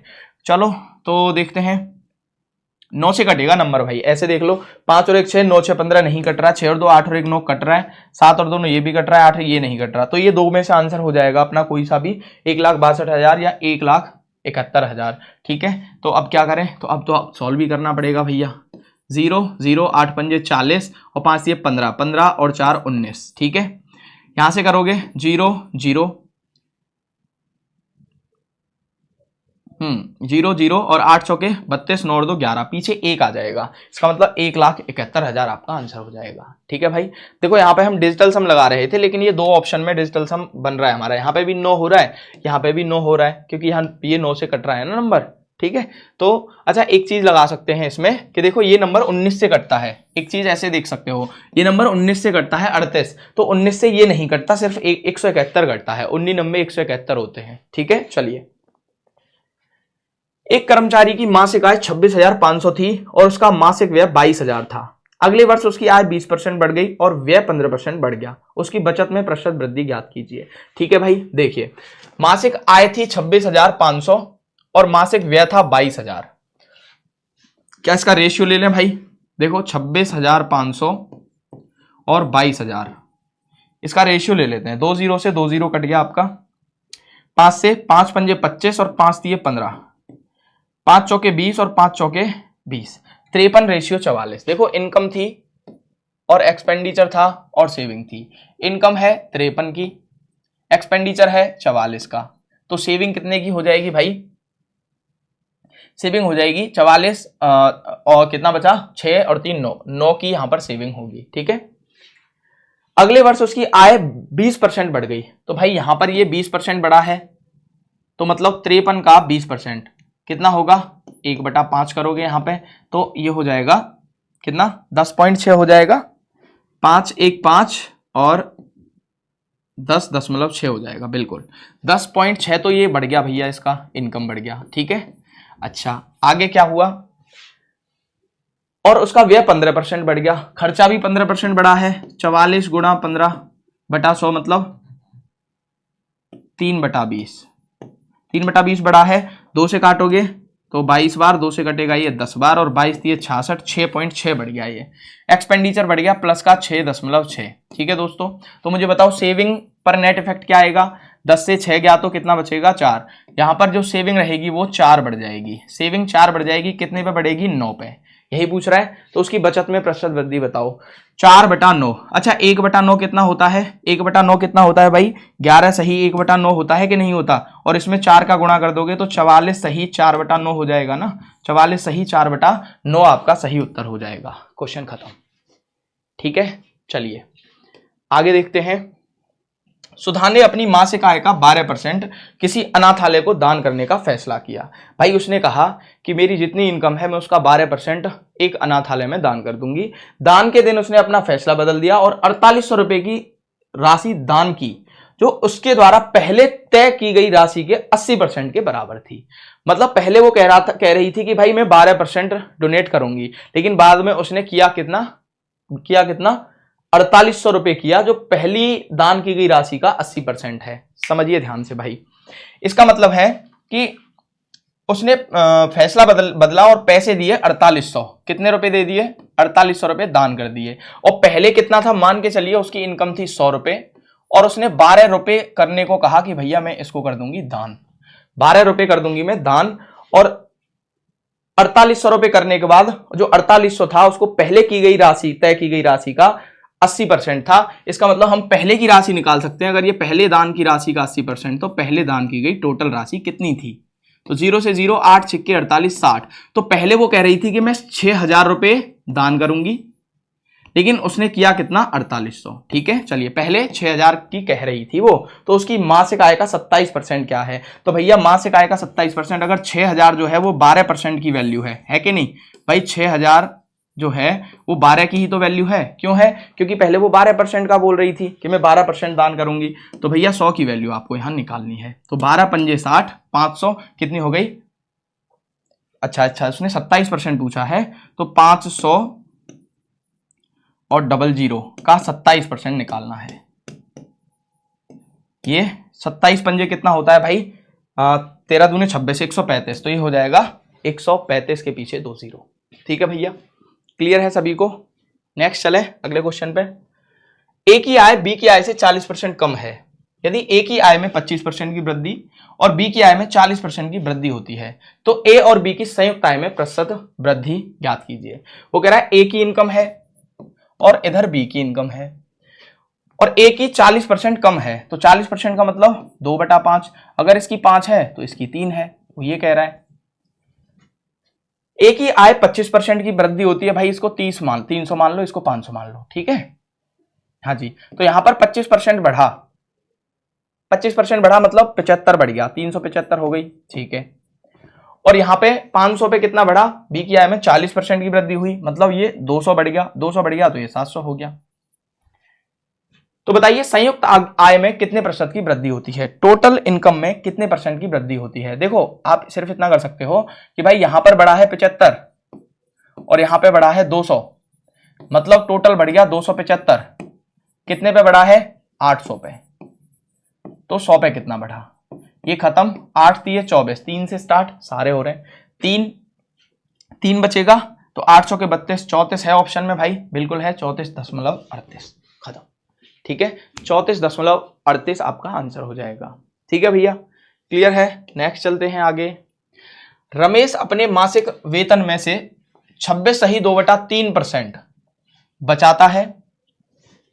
खर्च 20% बढ़ जाने पर वह प्रति माह 4080 की बचत कर पाता है। उसका मासिक वेतन होगा। रमेश सेव्स कितने % ऑफ हिज मंथली सैलरी? देखिए 26.2/3 की बात कर रहे हैं भैया। कितना होगा? 26 3 78 और 2 80/300। 26 3 78 होते हैं, 78 और 2 80/300। तो इसका परसेंटेज बनाओगे तो बनेगा, 2 से काटोगे 4 बार, 2 से कटेगा 15 बार, 4/15। इसका मतलब है उसका अगर वेतन 15 है, इनकम अगर उसकी 15 है, इनकम अगर 15 है, तो वो वहां पर सेव कितना कर रहा है? 4। सेविंग है 4। तो खर्चा कितना होगा भैया? 11 का। ठीक है, चलिए खर्च 20% बढ़ जाने पर, खर्च जो है वो 20% बढ़ गया, तो 11 का 20% आप निकालोगे दोस्तों, कितना होगा भाई? 2.2। कितना होगा? 2.2। तो यहां पर ये बढ़ा इसमें 2.2। वह प्रति माह 4080 की बचत कर पाता है। अगर उसका खर्च बढ़ जाता है 2.2, तो पर मंथ वो कितने की सेविंग कर रहा है? 4080 की। इसका मतलब है कि भाई इनकम तो अभी भी उसकी इतनी ही है, 15 ही है। एक्सपेंडिचर उसका हो गया कितना? हाँ, एक्सपेंडिचर उसका कितना हो गया? 11 और 2 13.2, 13.2। तो अब वो सेव कितना कर पा रहा होगा? देखो 15 से 13.2 घटाओगे तो ये बचेगा 2, 1.8। कितना सेव कर पा रहा है अभी वो? 1.8 सेव कर पा रहा है। तो 1.8 की जगह उसने दिया है 4080। तो 4080 1.8 की वैल्यू है। तो आपसे पूछा है उसका मासिक वेतन कितना है, मतलब 15 की वैल्यू पूछी गई है। 1 0 बढ़ा के इसको पॉइंट को हटा लो भाई। ठीक है, इसको काटते हैं तो 5 और 1 6, 3 से काटते हैं 6 बार, 3 से कटेगा ये 50 बार, 2 से कटेगा 3 बार, 2 से कटेगा ये 25 बार। अब 3 से इसको काटोगे तो 3 1 3, 3 3 9, 3 6 18, 1360 गुणा 25। तो भैया 1360 गुणा 25 अगर करने जाओगे, 6 3 9 और 1 10 और 5 और 2 7, 10 7 70, 7 किस में आ रहा है, 4 और 3 7 इसमें आ रहा है, तो 34,000 आपका आंसर हो जाएगा। ठीक है भाई, 34,000 ही आपका क्या हो जाएगा दोस्तों, उत्तर हो जाएगा। एक बार देखिए जरा। चलिए भाई नेक्स्ट क्वेश्चन देखते हैं। समझ में आ रहा है सभी को, क्लियर है ना। चलिए, किसी परिवार का खाद्य पर व्यय आय का 35% है।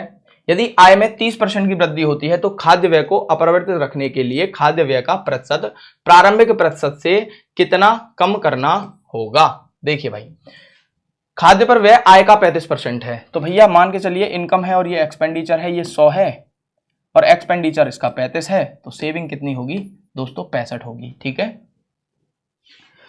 ठीक है भाई। यदि आय में 30% की वृद्धि कर दें, यहां 130 कर दें इसको हम, ठीक है, तो खाद्य व्यय को अपरिवर्तित रखने के लिए, अच्छा एक्सपेंडिचर को फिर से 35 ही रखना है, फिर से 35 ही रखना है के लिए खाद्य व्यय का प्रतिशत प्रारंभिक प्रतिशत से कितना कम करना होगा। अच्छा, खाद्य व्यय का प्रतिशत, एक बात बताइए, अभी ये कितना परसेंट है, 35, 130 का कितना परसेंट है फिलहाल में, तो आप कहोगे सर ये है 13 से इसको काटोगे तो ये पूरा तो नहीं घटेगा भाई, 13 दूने 26, बचेगा कितना 9, 13 सत्ते 91, 13 सत्ते 91, कितना आ जाएगा ये 27 आ जाएगा, है ना जी हाँ, 8 7 15, ठीक है, लगभग 27% आ जाएगा दोस्तों। मतलब कि अभी जो ये परसेंटेज है जो खर्चा हो रहा है वो फिलहाल में कितना है, 27% हो रहा है। तो वो कह रहा है बताइए कि प्रारंभिक प्रतिशत से कितना कम करना पड़ेगा। तो देखना कितना कम करना पड़ रहा है भाई, 8 कम करना पड़ रहा है 35 पे, तो 100 पे कितना कम करना पड़ेगा भाई। तो यहां पर अब फिर से करिए, 5 सत्ते 35, 5 से 20 बार ये कट गया, 8 दूने 16, 160 हो गया, बटा 7 करोगे तो ये होगा 7 दूने 14, लगभग 20 सत्ते 140 और अच्छा 7 दूने 14 बचा 2 7 21, लगभग 23% आ जाएगा भाई। लगभग कितना हो जाएगा, 23% आंसर आ जाएगा। क्लियर है सभी को भाई, मजा आ रहा है, ठीक है। चलिए नेक्स्ट देखिए, मनीषा की मासिक आय 1,20,000 थी और उसका मासिक खर्च 55,000 था। अगले वर्ष उसकी आय में 22% की वृद्धि हुई और उसके व्यय में 10% की वृद्धि हुई। उसकी बचत में प्रतिशत वृद्धि 2 दशमलव स्थान तक बताइए। ठीक है, 1,20,000 और 55,000, रेशियो निकाल देते हैं पहले। 3 जीरो से 3 जीरो कट गया, 5 से कटेगा ये 5 दूने 10, 24 बार, 5 से कटेगा ये 11 बार। ठीक है भाई, तो 24:11। देखो इनकम है 24 और खर्च एक्सपेंडिचर है उसका कितना 11, तो सेविंग कितनी होगी भैया 13। अगले वर्ष उसकी आय में 22% की वृद्धि होती है। अच्छा इसको 240 कर लो, इसको 110, इसको 130। ठीक है, अब 240 में 22% की वृद्धि हुई तो कितनी वृद्धि हो गई भैया, देखना जरा, 22 चौके 88 और 22 दूने 44 और 8 52, 52.8, कितने की वृद्धि हो गई बच्चों, 52.8। यहां पर ये बढ़ गया क्या, इनकम बढ़ी 52.8। ठीक है, चलिए, और उसके व्यय में 10% की वृद्धि हुई तो एक्सपेंडिचर में भी 10% बढ़ गया, मतलब 110 का 10% तो 11 हो गया, तो ये 11 बढ़ गया। तो बताना यहां पर सेविंग कितनी बढ़ी होगी भाई, 52 से 11 घटाओगे कितना बचेगा 41, ये होगी 41.8 बढ़ी होगी उसकी बचत। कितने पे, 130 पे, तो 100 पे कितनी, 0 से 0 निपटाओ, इससे ये पॉइंट हटाओ, 418 बटा 13, तो 13 का डिवाइड करेंगे तो 13 3 39, बचेगा 2, 13 दूने 26, 32.32, सी ऑप्शन। ठीक है, 32 के बाद पॉइंट है, मतलब कि सी ऑप्शन है। क्लियर है, चलिए नेक्स्ट क्वेश्चन को देखते हैं। कुमार का वेतन 30,000 प्रति माह है, वह इसका 25% भोजन और किराए पर और शेष का 20% शिक्षा पर खर्च करता है, लेकिन वह अपने कुल वेतन का 5% आयकर का भुगतान करने पर देता है और इन तीनों कटौतियों के बाद 8,000 रुपए बचाता है। ठीक है, मतलब वह अपने कुल वेतन का 5% आयकर का भी भुगतान कर रहा है, 8,000 बचा भी रहा है, उसकी बचत के बाद उसके पास कितनी राशि उपलब्ध है। देखिए भाई ध्यान से, देखो 30,000 रुपये था उसके पास, इसमें से उसने 25% खर्च किया, मतलब 25% का मतलब हो गया कितना, 30,000 का 25% अगर निकालें तो कितना होगा दोस्तों, 2 जीरो से 2 जीरो कटेगा, 25 से 7500 रुपये उसने खर्च किया। कितना किया, 7500 रुपये यहां पर खर्च कर दिया। ठीक है भाई। अच्छा, उसके बाद उसने रिमेनिंग का 20% शिक्षा पर खर्च किया है। अच्छा, 7500 यहां खर्च हो गया तो यहां बचे होंगे कितने, 22,500 बचे होंगे, और इसका 20% फिर उसने खर्चा कर दिया एजुकेशन पे। 20% इसका खर्चा किया है एजुकेशन पे, मतलब कितना खर्च किया होगा भाई, 4500 रुपये, 4500 रुपये खर्चा कर दिया। 20% 4500 ही होगा ना, 22,500 का 20%, देखो 225 दूने 450, बिल्कुल 4500 होगा। ठीक है, चलो तो 4500 रुपये यहां खर्च किए हैं उसने, बचा कितना है, देखो 0 और 0, 5 से फिर 0 और 22 से 18,000 रुपये उसके पास अभी बचे हुए हैं। लेकिन वह अपने कुल वेतन का 5% आयकर का भुगतान करने के लिए देता है। कुल वेतन का 5% उसने और खर्च किया है टैक्स में। टैक्स में इसका 5% खर्च करोगे तो 30,000 का 5% हो गया कितना, 1500 रुपये। 1500 रुपये और उसने खर्चा किया है दोस्तों, 1500 रुपये उसने इसमें से और खर्च किए, तो बचा कितना उसके पास, तो भैया अच्छा उसने 8,000 और खर्च किए हैं, तो 8,000 उसने बचाए भी हैं और 1500 यहां खर्चा भी किया है, तो टोटली जोड़ लो ना, कितना हो गया 9500 रुपये। अब 9500 रुपये 18,000 में से खर्च किए हैं तो 8500 रुपये उसके पास अभी बचे हुए हैं, सिंपल। ठीक है, 8500 रुपये उसके पास क्या है, अभी बचा हुआ है। यही आपका उत्तर है। नेक्स्ट देखिए, एक व्यक्ति अपने मासिक वेतन का 20% भोजन और शेष वेतन का 1/4 दान पर खर्च करता है। यदि वह प्रति माह 9600 की बचत करता है, जो भोजन और दान पर खर्च करने के बाद शेष बची राशि के आधे के बराबर है, तो उसका मासिक वेतन की गणना करें। भाई देखिए, क्वेश्चन को समझिए ध्यान से। मासिक वेतन का 20% वो खर्च कर रहा है, अपने मासिक वेतन का 20% भोजन पर, तो भैया मान लीजिए इनकम है उसकी 100। भाई हमारे पास एक ही अस्त्र है कि हम 100 मान लें, ठीक है। 20% उसने भोजन पे खर्च किया, तो फूड पर कितना खर्च कर दिया, 20। अच्छा, और शेष का 1/4 दान कर दिया। डोनेशन कितना कर दिया भाई, डोनेशन किया होगा, शेष कितना बचा, 80। 80 का 1/4 मतलब 20 उसने डोनेशन दे दिया, 40 खर्च हो गया उसके पास। ठीक है, यदि वह प्रतिमाह 9600 की बचत करता है, जो भोजन और दान पर खर्च करने के बाद शेष बची राशि कितनी है, 60। शेष बची राशि के आधे के बराबर है, तो आधा कितना है इसका, 30, और कितने के बराबर है, 9600 के। क्या कह रहा है, देखो यदि वह प्रतिमाह 9600 की बचत करता है तो उसकी सेविंग है 9600 रुपए, जो कि किसके बराबर है, 30 के बराबर है। तो भैया यहां से अगर हम निकालें 1 की वैल्यू, तो ये 0 से 0 कट गया और 32 दिए 96 होते हैं, 320 हो गई। ठीक है, पूछा क्या है, तो उसके मासिक वेतन की गणना करें। तो उसका मासिक वेतन कितना है, मासिक वेतन था 100, और 100 गुणा 3200 मतलब 32,000। ठीक है भाई, क्लियर है। चलें अगले क्वेश्चन पे। देखिए, P की आय Q की आय का 150% है और P का व्यय Q के व्यय का 60% है। यदि Q अपनी आय के 20% की बचत करता है, तो P अपनी आय से कितने प्रतिशत की बचत करता है। देखो भाई, P और Q दो बंदे, इनकम और इनका एक्सपेंस। तो P की आय Q की आय का 150% है, मतलब ये अगर 100 है तो ये 150 है। ठीक है भैया, इनकम इनकी। और P का व्यय Q के व्यय का 60% है, मतलब P का जो व्यय है वो Q के व्यय का 60% है। अच्छा, इस प्रतिशत को छोड़ो अभी, तो वो कह रहा है Q अपनी आय के 20% की बचत करता है। देखो, Q अपने इनकम की 20% बचाता है, तो भाई अगर मैं यहां सेविंग की बात करूं, समझना ध्यान से, सेविंग की बात करूं तो इनकम का 20% बचाया जा रहा है, मतलब 20 ही बचाया जा रहा है। तो खर्च किया कितना जा रहा होगा, 80। समझ में आया कि नहीं आया, टेक्निकल सोचिए थोड़ा सा भाई। अगर Q 20% बचा रहा है तो खर्च कितना कर रहा होगा, 80 खर्च कर रहा होगा। अब देखो यहां से हम जाएंगे कहां पे, यहां से हम निकालेंगे कि P का व्यय Q के व्यय का 60% है, तो Q कितना खर्च कर रहा है, 80, और इसका 60% आप निकालोगे दोस्तों, कितना आ जाएगा, 48 रुपए आ जाएगा। इसका मतलब यहां पे आएगा 48। अब बात समझ में आई। ऐसा हमने क्यों किया, पहले सेविंग क्यों लिखी, जिससे कि हमें इनका एग्जैक्ट रेशियो पता लग जाए। ठीक है, तो देखिए अब वो पूछ रहा है तो P अपनी आय से कितने प्रतिशत की बचत करता है, तो P अपनी इनकम से कितने प्रतिशत बचा रहा है, इसकी वैल्यू वो पूछ रहा है भाई। तो कितना बचा रहा है देखना, 48 से और 150, तो ये हो गया भैया 52 और 50, 102 रुपए की वो बचत कर रहा है। सही है, 102 बचा रहा है किस पे, 150 पे। तो 100 पे कितना बचाएगा, 0 से 0, 5 से 3 बार और 5 से ये 2 बार, 3 से काटोगे 3 3 9, 3 चौके 12 और 34 दूने 68, 68% यहां पर वो अपनी बचत कर रहा है। क्वेश्चन समझ में आया, थोड़ा लॉजिकल क्वेश्चन था, सोचना पड़ेगा आपको। ठीक है, अभी देखो यहां पर लिख देते अगर आप कि पी क्यू के व्यय का 60% है, तो भैया यहां पर आप फिर क्या करते, यहां 100 लिखते, यहां 60 लिखते, उसके बाद फिर दिक्कत आती। तो इससे अच्छा है पहले क्या निकालो, आप सेविंग निकालो सीधी सीधी। सेविंग का अगर सेविंग 20% है तो वहां पर एक्सपेंडिचर 80 बचेगा, सिंपल। ठीक है, चलिए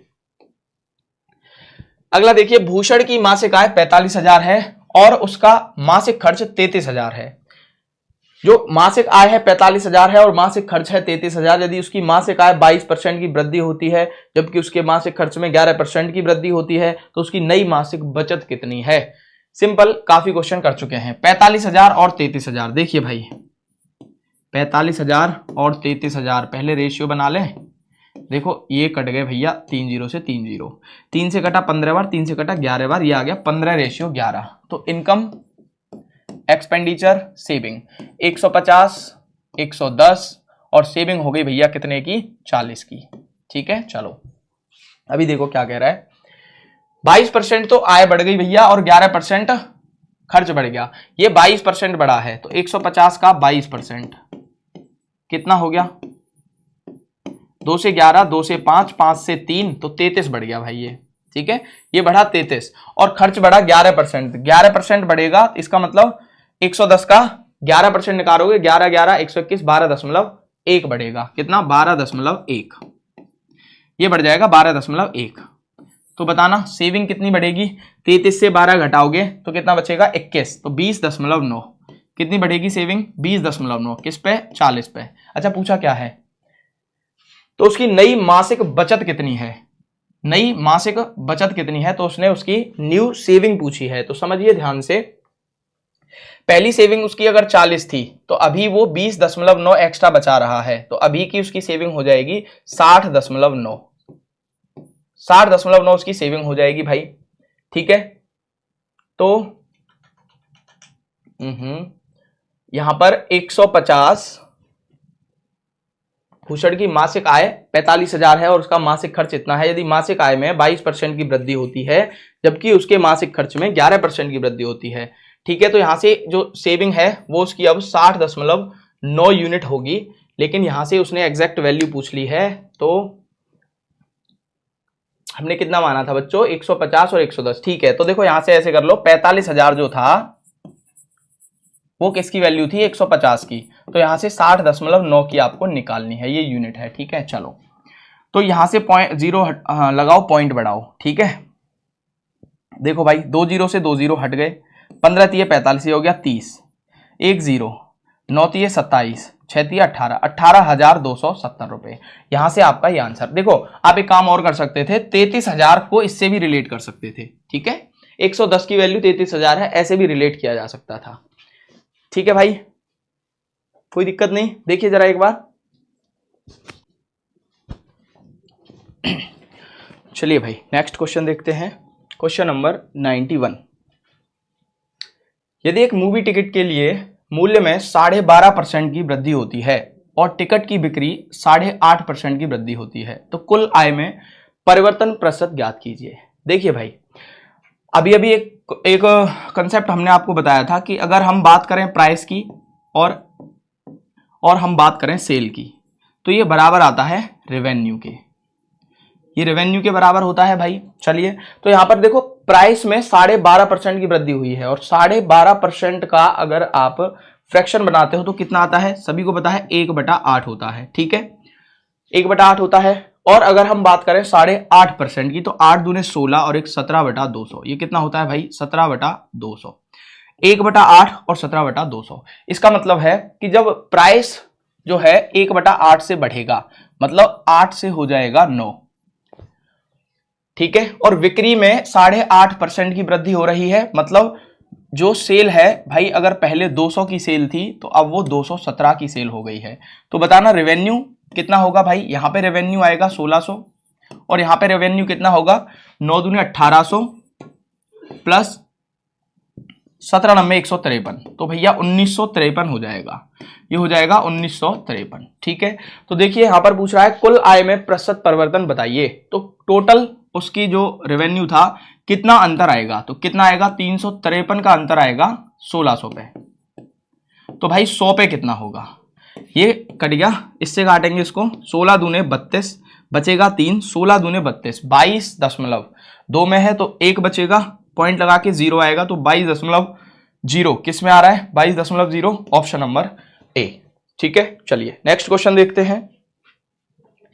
एक आदमी अपनी आय का 30% किराए पर खर्च करता है, शेष राशि का 15% वह भोजन पर खर्च करता है। अब शेष रह गई राशि का 35% वह अन्य सभी खर्चों के लिए इस्तेमाल करता है। यदि उसके पास इतना राशि शेष है तो उसकी मासिक आय क्या होगी। देखिए समझिए भाई, एक व्यक्ति है, देखो इस क्वेश्चन को अगर हम बिना किसी भी कैलकुलेशन एरर के करना चाहें तो आप क्या कर सकते हो, पहले सभी का फ्रैक्शन बनाइए। इसका फ्रैक्शन है 3/10, इसका फ्रैक्शन होता है 3/20, अच्छा 35% का फ्रैक्शन होता है 7/20, ठीक है भाई। तो अब क्या करो भाई, जो आप टोटल इनकम मानो, टोटल इनकम मान के चलिए कितनी है, इनका गुणा 20 400, 400 मतलब 4000, कितनी मान लीजिए भाई, मान लो उनकी टोटल इनकम है, किसी आदमी की टोटल इनकम है 4000 रुपए, ठीक है भाई। अब वो कह रहा है मासिक आय का 30% तो उसने किराए पे खर्च कर दिया भाई, इसका 30% उसने किराए पर खर्च कर दिया, इसका मतलब 1200 रुपए उसने खर्च कर दिया। 4000 का 30% हो गया 1200 रुपए खर्च कर दिया किराए पे, ठीक है, यहां रेंट। अब बचा कितना होगा, उसके पास बचा 2800 रुपए, सही है, ठीक है। अभी शेष राशि का 15% वह भोजन पे खर्च कर रहा है, तो भाई 15% इसका भोजन पे खर्च किया है, मतलब 28 गुणा 15, 15 अट्ठे 120 और 15 दूने 30 और 12 42, 420 रुपए, कितने रुपए 420 रुपए उसने यहां खर्च कर दिए। बचा कितना भाई, यहां से 2800 से 400 घटाओगे 2400 बचेगा, 2380 रुपए यहां पे बच जाएंगे, ठीक है। 15% पे भोजन पे, ये खर्च हुआ है फूड पे। अब शेष रह गई राशि का 35% वह अन्य सभी खर्चों पर खर्च कर देता है, मतलब इसका भी 35% उसने लिया, मतलब 2380 का 35% का मतलब 7/20, ऐसे कह सकते हो। 0 से 0 गया, 2 1 2 2 1 2 2 9 18 7, तो हो गया भैया 19 सत्ते 133 होते हैं, और 700 और 133 भैया 833, तो 833 रुपए यहां उसने अदर एक्सपेंसेस पर खर्च किया, ठीक है, सही है। 7 का देखो 700 हो गया, 19 सत्ते 133 होता है, तो 133 और 700 हो गया 833, ठीक है। अब बचा कितना, देखो 2380 में से भाई मेरे 833 खर्च और हो गया उसका, कितना बचेगा 7, यहां 4 और ये बचेगा 8 5 13 और 1547 यहां पर बच जाएगा। लेकिन वह कह रहा है कि भैया शेष राशि उसके पास बची 1,62,435, ये राशि यहां पर शेष बची हुई है, ठीक है दोस्तों। चलिए तो उसकी मासिक आय क्या थी, तो भैया 4000 की वैल्यू उसने पूछी है, तो 1,62,435 ये वैल्यू है किसकी 1547 की, तो 4000 की वैल्यू पूछी गई है, ठीक है। चलिए करिए कैलकुलेशन भाई, कितने से कट रहा है ये, 1547 से कटेगा कितने बार, 7 पंजे 35 और ये हो गया 10 बार तो 15,000, आई थिंक 105 आएगा ये, है ना, 15,105, सही है, 105 आ जाएगा भाई ये। तो गुणा करेंगे तो 000 और 5 चौके 20 और 4 1 4, कितना आ जाएगा भाई 4,20,000 रुपए, 4,20,000 रुपए आपका सही उत्तर हो जाएगा, ठीक है। चलो भाई नेक्स्ट देखिए, हर्षा का व्यय उसकी आय का 45% है। देखो इनकम और एक्सपेंडिचर ये 45% है तो ये 100 होगा, ठीक है। चलिए यदि उसकी आय में अगले माह से 15% की वृद्धि होती है, अच्छा यहाँ सेविंग भी निकालने लगे हाथ, 55 रुपए की सेविंग कर रही है वो, अच्छा इनकम बढ़ी 15%, ठीक है भाई, ये लो +15, और वृद्धि होती है और वृद्धि के पश्चात भी प्रत्येक माह उसके द्वारा की जाने वाली बचत की राशि समान रहती है, तो उसके व्यय में हुई वृद्धि का प्रतिशत ज्ञात कीजिए। देखो भाई क्या कह रहा है, हर साल का व्यय उसकी व्यय का, ठीक है यहां तक। यदि उसकी आय में अगले माह 15% की वृद्धि होती है और वृद्धि के पश्चात भी प्रत्येक माह उसका द्वारा किया जाने वाले बचत समान है, मतलब ये अभी भी 55 रुपए बचा रही है, तो इसका मतलब उसने खर्चे पे बढ़ाया होगा, पैसा बढ़ाया होगा कि नहीं भाई। यहां पर कितना हो गया होगा वो 115, ऐसे मान के चलिए 115, और बचत अभी भी 55 रुपए की हो रही है, तो इसका मतलब खर्चा उसने बढ़ा दिया। कितना बढ़ा दिया? 5 और ये 60, कितना बढ़ा दिया भैया? 60 रुपए का खर्चा उसने अपना बढ़ा रखा है, सही है, इतना ही बचेगा भाई। 100 से 55 कितना बचेगा? 45 और 15 60, ठीक है चलिए। तो उसके व्यय में हुई प्रतिशत वृद्धि बताइए भाई। 15 बढ़ा है 45 पे, तो 100 पे कितना? तो 33.33%। सभी जानते हैं, इसमें कोई बड़ी बात नहीं है, ठीक है चलिए अगला क्वेश्चन। समिता की आय का 65% भैरव की आय के 91% के बराबर है। यदि समिता की आय उसकी वर्तमान आय से 1500 अधिक होती और भैरव की आय उसकी वर्तमान आय से 500 रुपए अधिक होती, तो समिता और भैरव की आय का अनुपात 3:2 होता। समिता और भैरव की वास्तविक संयुक्त आय कितनी है? देखिए भाई समझिए क्या कह रहा है। समिता की आय 65% का 65%, भैरव की आय का 91% है। देखो भाई यहां से समिता की आय का 65% भैरव की आय के 91% के बराबर है, वो ये कह रहा है। तो यहां पर अगर हम 13 से काट दें 5 बार और 13 से कट गया 7 बार, तो भाई एस अनुपात बी, समिता अनुपात भैरव कितना आ गया?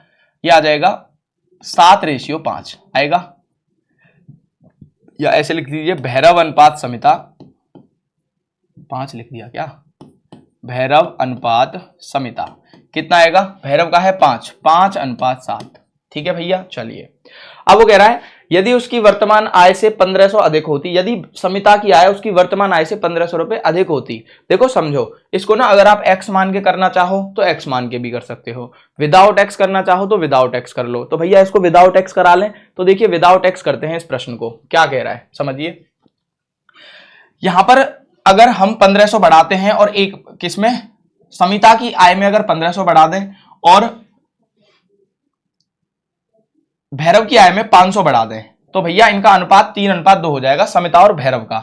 तो समिता और भैरव का, तो इसको भी भैया समिता और भैरव में कन्वर्ट कर लो। समिता और भैरव कितना है? 7:5। और बाद में कितना हो गया? बाद में कितना हो गया मेरे दोस्तों? बाद में हो गया 3:2। 3:2 ये कब हुआ है? जब यहां पे हमने कितना बढ़ा दिया? समिता का बढ़ा दिया 1500 और इसका बढ़ा दिया 500, ठीक है भाई। तो देखिए अब यहां से हमें सिर्फ और सिर्फ क्या निकालना है? दोनों की संयुक्त आय निकालनी है। तो देखिए कैसे करेंगे इस क्वेश्चन को, क्रॉस मल्टीप्लीकेशन मेथड से करेंगे भाई। यहां तो आप ऐसे कर लो 7x + 1500, 7x + 1500 बराबर 3y, 7x + 1500 बराबर 3y, और 5x + 500 बराबर 2y। तो वहां से आप x और y की वैल्यू निकाल दोगे, कोई समस्या नहीं आएगी। अगर आप कहते हो सर x और y नहीं बताना, तो चलिए x और y के बिना कर लेते हैं। कैसे? देखो पहले रेशियो था 7:5 का, बाद में हो गया 3:2 का। कब हुआ? जब यहां पर जुड़ा 1500 और यहां पर जुड़ा दोस्तों 500। तो देखो जब आप क्रॉस मल्टीप्लीकेशन करते हो तो भाई इसका क्रॉस इसमें होगा, इसका क्रॉस इसमें होगा। डिफरेंस कितना आया? 7 दूने 14, 5 दिए 15, 1 यूनिट का अंतर आया। किसके बराबर है? देखो 5 दिए 1500 और 15 दूने 3000, 3000 और 1500 का अंतर आया भैया 1500 रुपए। तो 1 यूनिट 1500 रुपए के बराबर है। लेकिन हमें कितना बताना है भैया? हमें यहां पे बताना है टोटल इनकम कितनी है? 7 और 5 12, मतलब समिता और भैरव की वास्तविक आय बतानी थी। तो 7:5 में थी, मतलब 12 यूनिट बतानी है। कितना आ जाएगा? 1500 गुणा 12 बराबर कितना? 18,000 रुपए, 18,000 रुपए, ठीक है भाई। चलें आगे देखिए। एक आदमी अपनी मासिक आय का 35% भोजन पर और शेष आय का 4/31 है, 4/31 है, एंड 4/13 का मतलब हो गया भाई ये 4/13 है बच्चों, ठीक है। इसको सही कर लेना दोस्तों, ये 4/13 है। यहां लिखते हैं, यहां लिख देता हूं, ठीक है। ये 4/13 होगा, 4/13 लिखा हुआ है, ठीक है। इतना हिस्सा परिवहन पर खर्च करता है। वह कुछ अन्य खर्च भी करता है लेकिन साथ ही 6300 प्रति माह बचाता है, जो भोजन और परिवहन पर खर्च करने के बाद बची हुई राशि के 20% के बराबर है। देखो भाई, तो एक आदमी है जो 35% भोजन पे खर्च कर रहा है, तो देखो वही रिमेनिंग वाला कंसेप्ट है, और उसके लिए मैंने आपको बताया था कि आप पहले भाई इनको फ्रैक्शन में कन्वर्ट करो। तो 35% का फ्रैक्शन कितना होता है? 7/20। ठीक है, अच्छा 4/13 है ये। ठीक है, नेक्स्ट और कौन सा है भाई? और तो कुछ भी नहीं है, तो 13 दूने 26, तो भैया 260 मान लो इसको। कितना मान लो? 260 रुपए, या 260 यूनिट उसकी इनकम मान लो। अब 35% उसने भोजन पर खर्च किया, तो यहां से फूड पर खर्च कर दिया 35%, मतलब कि उसने किया 7/20। तो 260 का 7/20 निकालिए आप, तो कितने बार कितना जाएगा भाई? 13 7 91 रुपए उसने फूड पर खर्च कर दिए। तो बचे कितने भाई? 260 में से 91 आप माइनस कर दो, 10 से 1 गया 9, यहां हो गया 10, 6 बचा 1, 169 बचा भाई। कितना? 169 यहां पे रिमेनिंग बच गया। ठीक है, चलिए फिर कह रहा है शेष आएगा 4/13 हिस्सा परिवहन पे खर्च कर दिया। इसका उसने ट्रांसपोर्ट पे खर्च किया 4/13, मतलब 13 चौका 52 रुपए। कितना? 52 रुपए। तो बचेगा कितना भाई? 9 से 2 गया 7 बचा, और 6 से 5 गया तो 1, 117 रुपए अभी उसके पास ये रिमेनिंग है। ठीक है, चलिए वह कुछ अन्य खर्च भी करता है लेकिन साथ ही 6300 रुपए प्रति माह बचाता भी है। अब उसने कुछ और भी खर्च किया होगा, लेकिन वो 6300 रुपए क्या है? पर मंथ बचा रहा है, जो भोजन और परिवहन पर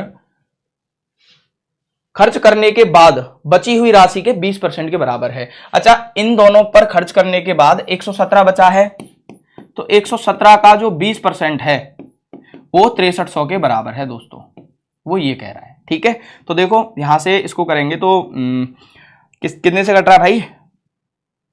13 से कट रहा है। 13 से ये नहीं कटेगा, तो 117 गुणा 20/100 बराबर 6300। ठीक है, तो यहां से अगर हम 1 यूनिट की वैल्यू निकालें, 9 से कटाइए 700 बार, 9 से कटाइए 13 बार,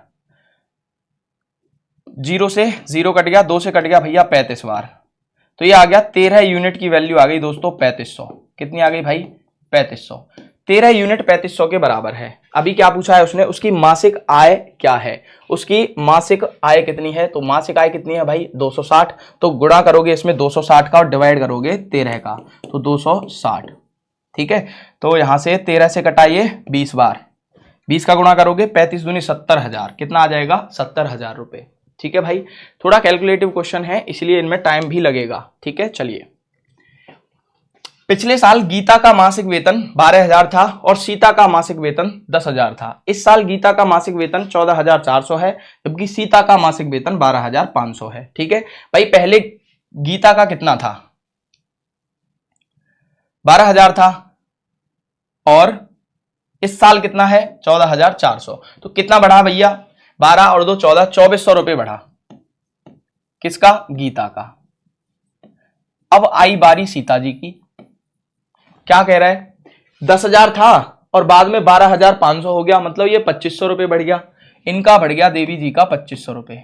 ठीक है भाई, चलो यदि पिछले साल के मासिक वेतन की तुलना में इस साल सीता के मासिक वेतन में प्रतिशत वृद्धि X% है, मतलब सीता के मासिक वेतन में, सीता ये है, X% वृद्धि हुई है। चलो वृद्धि निकाल दो, 2500 की वृद्धि हुई है। कितने पे? 10,000 पे। तो 100 पे कितनी रही होगी? 20 से 20, 20 से 20, मतलब X की वैल्यू तो आ गई 25। कितनी आ गई भाई X की वैल्यू? 25। अच्छा, यहां 2400 बढ़ा है। कितने पे बढ़ा है भाई 2400? ये बढ़ा है 12,000 पे। तो 100 पे कितना बढ़ा होगा? 20 से 20, 1 से 1 कट गया, 12 दूने 24, ये हो गया भैया 20%। और ये दिया है उसने Y की वैल्यू। ठीक है, दोनों x और y निकल के आ गया। पूछा है x माइनस वाई बटा वाई गुणा 100 बताओ। तो x माइनस वाई 5 बचा, बटा y 20 बचा, गुणा 100। तो 20 पंजे 100, 5 पंजे 25। कितना आ जाएगा भैया? 25%। कितना आ जाएगा दोस्तों? 25% इसका आंसर हो जाएगा। ठीक है, चलिए अगला क्वेश्चन देखिए। ए की आय बी की आय के 125% के बराबर है, जबकि बी की बचत ए की बचत का 120% है। देखो भाई, वो कह रहा है ए की आय बी की आय के 125% के बराबर है। तो पहले देखो इनकम का रेशियो निकालते हैं। क्या कह रहा है, यहां पर ए है, यहां पे भैया आपका बी है। तो ए की आय बी की आय के 125%, तो ए की आय 125 है, बी की 100 है, तो 5:4 हो गया भाई। इनकम का रेशियो 5:4 का हो गया। ठीक है, थोड़ा इसको नीचे करते हैं। इनकम का रेशियो हो गया 5 और 4 का। ठीक है बच्चों, चलो। जबकि बी की बचत ए की बचत का 120% है, बी की बचत ए की बचत से ज्यादा है, वो 6 है, वो 5 है। तो भैया यहां पर सेविंग की बात करें तो बी की बचत ए की बचत का 120 है, तो ये 6 है, तो ये 5 है। ठीक है, चलिए। तो यदि बी का व्यय ए के व्यय का 75% है, बी का जो व्यय है ए के व्यय का 75% है, मतलब एक्सपेंडिचर दिया है, और बी का जो खर्च है वो ए के खर्च से कम है, मतलब 3 और 4 का रेशियो है, तो 3 और 4 का अनुपात है एक्सपेंडिचर में। ठीक है दोस्तों, अब देखिए भाई, अब हमें निकालना है तो बी की बचत उसके व्यय के प्रतिशत के रूप में कितनी है। देखो बी की बचत और उसके व्यय के, मतलब उसके खर्च के रेस्पेक्ट में परसेंटेज बनाना है आपको। सिंगल ये पूछा है आपसे, क्या पूछा है कि बी की जो बचत है और बी के जो खर्च पे उसका क्या बताओ, परसेंटेज बनाओ, कितना आएगा। ठीक है, तो देखो यहां से अगर हम बात करें खर्च की, अगर बी का खर्च निकालें तो 3 यूनिट है भैया, हमें 3 की वैल्यू निकालनी है। आप कहोगे गुरुजी निकाल देंगे, कैसे निकाल देंगे, आप क्रॉस गुणा से निकाल दोगे। कैसे, यहां से देखोगे 16 - 15 यूनिट की जो वैल्यू है वो आएगी 6 पंजे 30 -5 चौके 20, मतलब 1 यूनिट की वैल्यू दोस्तों 10 आ गई। 1 यूनिट की वैल्यू 10 आ गई तो 3 यूनिट की वैल्यू 30 हो जाएगी। कितनी हो जाएगी भाई, 30 हो जाएगी। और बात करें बी की बचत की, वो कितनी है, 6 है, तो 6/30 × 100 कितना होगा बच्चों, 6 पंजे 30 और ये 20, तो 20% यहां पर आपका क्या हो जाएगा, सीधा सीधा उत्तर आ जाएगा। यही आपका सही उत्तर होगा। ठीक है, समझ में आया। सिर्फ हमने यहां से क्या निकाला, इसका एक्सपेंडिचर निकाल दिया 30, और ये तो रेशियो में कितना था 6, तो 6/30 × 100 = 20%। चलिए नेक्स्ट देखिए भाई, कुल आय में से एक परिवार 15% बचाता है और बाकी राशि 3 प्रकार के व्यय, स्वास्थ्य, शिक्षा और भोजन पर 1:2 के अनुपात में खर्च करता है। देखो 15% तो सेविंग है भाई, 100 रुपए अगर इनकम है तो 15 उसकी सेविंग है, तो एक्सपेंडिचर कर दिया उसने 85। ठीक है, चलो किस पे खर्च कर रहा है, स्वास्थ्य, शिक्षा और खाने पे, मतलब हेल्थ, एजुकेशन और फूड पे। कैसे कैसे किया भाई, 1:2 के अनुपात में किया, 1:2 के रेशियो में उसने खर्च किया। आय शिक्षा पर किए गए व्यय के 3 गुना से 300 कम है। जो आय है, इनकम है, जो इनकम है भाई, अच्छा ये तो टोटल एक्सपेंडिचर है उसका, आय शिक्षा पर किए गए व्यय के, तो शिक्षा पर कितना व्यय किया गया है भाई, शिक्षा पर अगर हम बात करें तो 2 यूनिट व्यय किया गया है। ठीक है, शिक्षा पर किए गए व्यय के 3 गुना से, 1 minute, the income is 300 less than thrice the expenditure incurred on education. Education पे अगर हम बात करें तो 2 यूनिट है। ठीक है, और ये 300 कम है। अच्छा इसको ना 5 और 2 7, ठीक है, इसको इस रेशियो में डिवाइड कर लो भाई, ये 85 के रेशियो में इसको डिवाइड करेंगे पहले। 2 और 2 4 और 1 5, 5 यूनिट की वैल्यू 85 है दोस्तों, तो 1 यूनिट की वैल्यू कितनी हो जाएगी, 17। कितनी हो जाएगी भाई, 17, तो ये हो जाएगा 17, ये हो जाएगा 34 और ये हो जाएगा 34। अब देखो एजुकेशन की बात करें तो इसका 3 गुना से जो इनकम है वो 300 कम ही तो है। ये लो भैया, कम है या ज्यादा है, ज्यादा है, इनकम कम है। ठीक है, तो कितना हो गया, 34 3 4 3 12 30 3 90, 102 बचा -100, ये यूनिट में चल रहा है दोस्तों और ये रुपए में है। ठीक है, बराबर 300 रुपए। तो यहां से हम कह सकते हैं 2 यूनिट 300 है, तो 1 यूनिट आ जाएगा दोस्तों 150 रुपए, 1 यूनिट आ जाएगा 150, 150 रुपए। ठीक है भाई, चलो ये हो गया। तो बचत और स्वास्थ्य पर किए गए व्यय के बीच क्या अंतर है, बचत और स्वास्थ्य, भैया बचत और स्वास्थ्य, बचत कितना है 15 और स्वास्थ्य मतलब हेल्थ कितना है 17। 2 यूनिट की वैल्यू आपसे पूछ ली गई है, कितनी हो जाएगी 300 रुपए, सिंपल, 2 यूनिट की वैल्यू पूछ ली गई है, 300 रुपए आपका आंसर हो जाएगा। ठीक है भाई, चलिए नेक्स्ट देखिए, एक परिवार का सदस्य अपनी मासिक आय का 25% भोजन पर, शेष का 35% गृह ऋण पर और अन्य बैंक ऋणों पर तथा शेष का आधा हिस्सा बच्चों की शिक्षा पर खर्च करता है। यदि सदस्य हर साल इतने बचाता है तो सदस्य की मासिक आय ज्ञात कीजिए। देखो भाई, यहां पर साल का टोटल इनकम दिया है, लेकिन आपसे पूछा गया है मासिक आय। क्या पूछी गई है? उसकी मासिक आय पूछी गई है। और ये हर साल की बचत है, ये सेविंग है एक साल की। तो पहले आपको एक महीने की बचत निकालनी पड़ेगी। उससे पहले आप देखो भाई, यहां पर 3% है, 25 नहीं 2 है, 25 और 35। 25 का होता है 1/4 और 35 का होता है 7/20, यही होता है भाई, ठीक है। और एक है यहां पर अन्य ऋणों पर शेष का आधा, आधा और है, आधे को भी ले लो 1/2। तो आप कितना मानोगे? 40 दूने 80, 80 दूने 160। तो भैया इनकम कितनी मान लो आप? इनकम मान लो दोस्तों 160 यूनिट, ठीक है। चलो, अब वो कह रहा है मासिक आय का 25% तो भोजन पे उड़ा दिया उसने, फूड पे कितना कर दिया इसका? 25%। तो 25% करोगे मतलब 1/4, तो 40 रुपए उड़ा दिया, सही है। बचा कितना? 120। अब इस शेष का 35% गृह ऋण पर, मतलब डेप्ट में दे दिया उसने, ये मान के चलिए। डेप्ट में कितना दिया? 7/20। 7/20 का मतलब 42 रुपए, सही है भाई। तो बचा कितना? 78 रुपए बचा, बहुत बढ़िया। चलिए, और शेष का आधा हिस्सा, शेष का आधा हिस्सा मतलब यहां 39 और यहां 39 बचा, सही है। ये क्या किया उसने? इसका क्या किया? आधा हिस्सा बच्चों की एजुकेशन पे लगा दिया, ये उनकी विद्या पर, शिक्षा पर खर्च कर दिया, ठीक है। चलिए, यदि सदस्य हर साल इतने बचाता है तो भैया यहां पर ये इसकी सेविंग ही तो है, ये इसकी सेविंग है, लेकिन ये महीने की सेविंग है। किसकी है? महीने की। और ये है साल की सेविंग, ये है साल की सेविंग। तो आप यहां से महीने की निकालोगे तो इसमें 12 का डिवाइड कर दोगे, कितना बचेगा? 12 तिये 36, बचा 10, 12 अट्ठे 96, बचा 6, 12 पंजे 60, बचा 15, 12 1 12, बचा 3, 12 दूने 24 और 12 पंजे 60। भैया 3851.25 आ गया। कितना आ गया? 3851.25 एक महीने की सेविंग है, जबकि वो है 39 यूनिट। कितनी है? 39 यूनिट है, 3851.25 के बराबर, ठीक है भाई। पूछा क्या है? तो सदस्य की मासिक आय बताइए, उसकी मंथली इनकम कितनी है। 160 की वैल्यू आपसे उसने चुपके से पूछ ली है। कैसे भैया? 39 का कर दो डिवाइड और 160 का कर दो गुणा, ठीक है भाई। अब देखो भाई, ये 13 से कट रहा है, क्या ये 13 से कट रहा है? फोन से कर ले भैया कैलकुलेशन, चलो कर लेते हैं फोन से, ठीक है।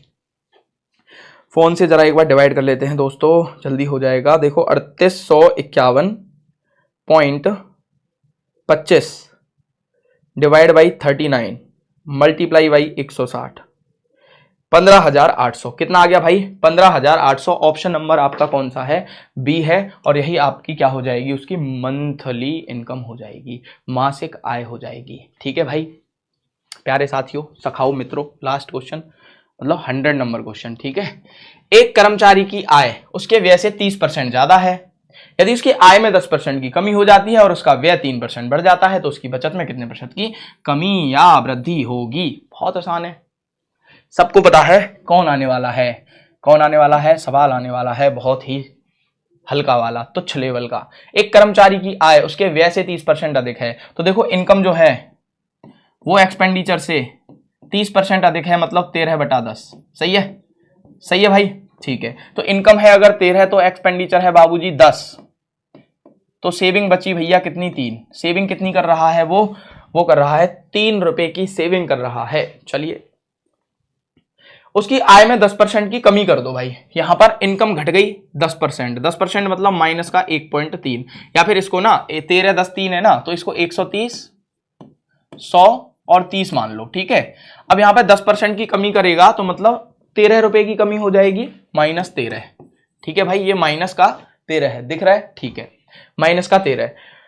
और उसका व्यय 3% बढ़ जाता है भाई, उसका एक्सपेंडिचर 3% बढ़ गया, मतलब प्लस का 3 हो गया, ठीक है। तो यहां पर मेरे प्यारे दोस्तों ये बताओ फिर सेविंग का क्या रहा भाई? ये इनकम कम हो गई, एक्सपेंडिचर भी उसने 3 बढ़ा दिया, तो सेविंग तो उल्टी 16 क्या हो जाएगी? कम हो जाएगी। 16 क्या हो जाएगी? कम हो जाएगी। तो उसकी बचत में कितने प्रतिशत की कमी या वृद्धि हुई? तो 16 की कमी हुई कितने पे? 30 पे। तो 100 पे कितनी? 0 से 0। ये हो गया आपका 160/3। देखो पहली बात तो कमी हुई है ना, 3 पंजे 15, बचा आपका तो 53 आएगा। 53 एक ही में है और कमी भी एक ही में है, मतलब 53 सही 1/3% की क्या हो जाएगी, कमी हो जाएगी भाई। ठीक है, देखिए एक बार जल्दी से,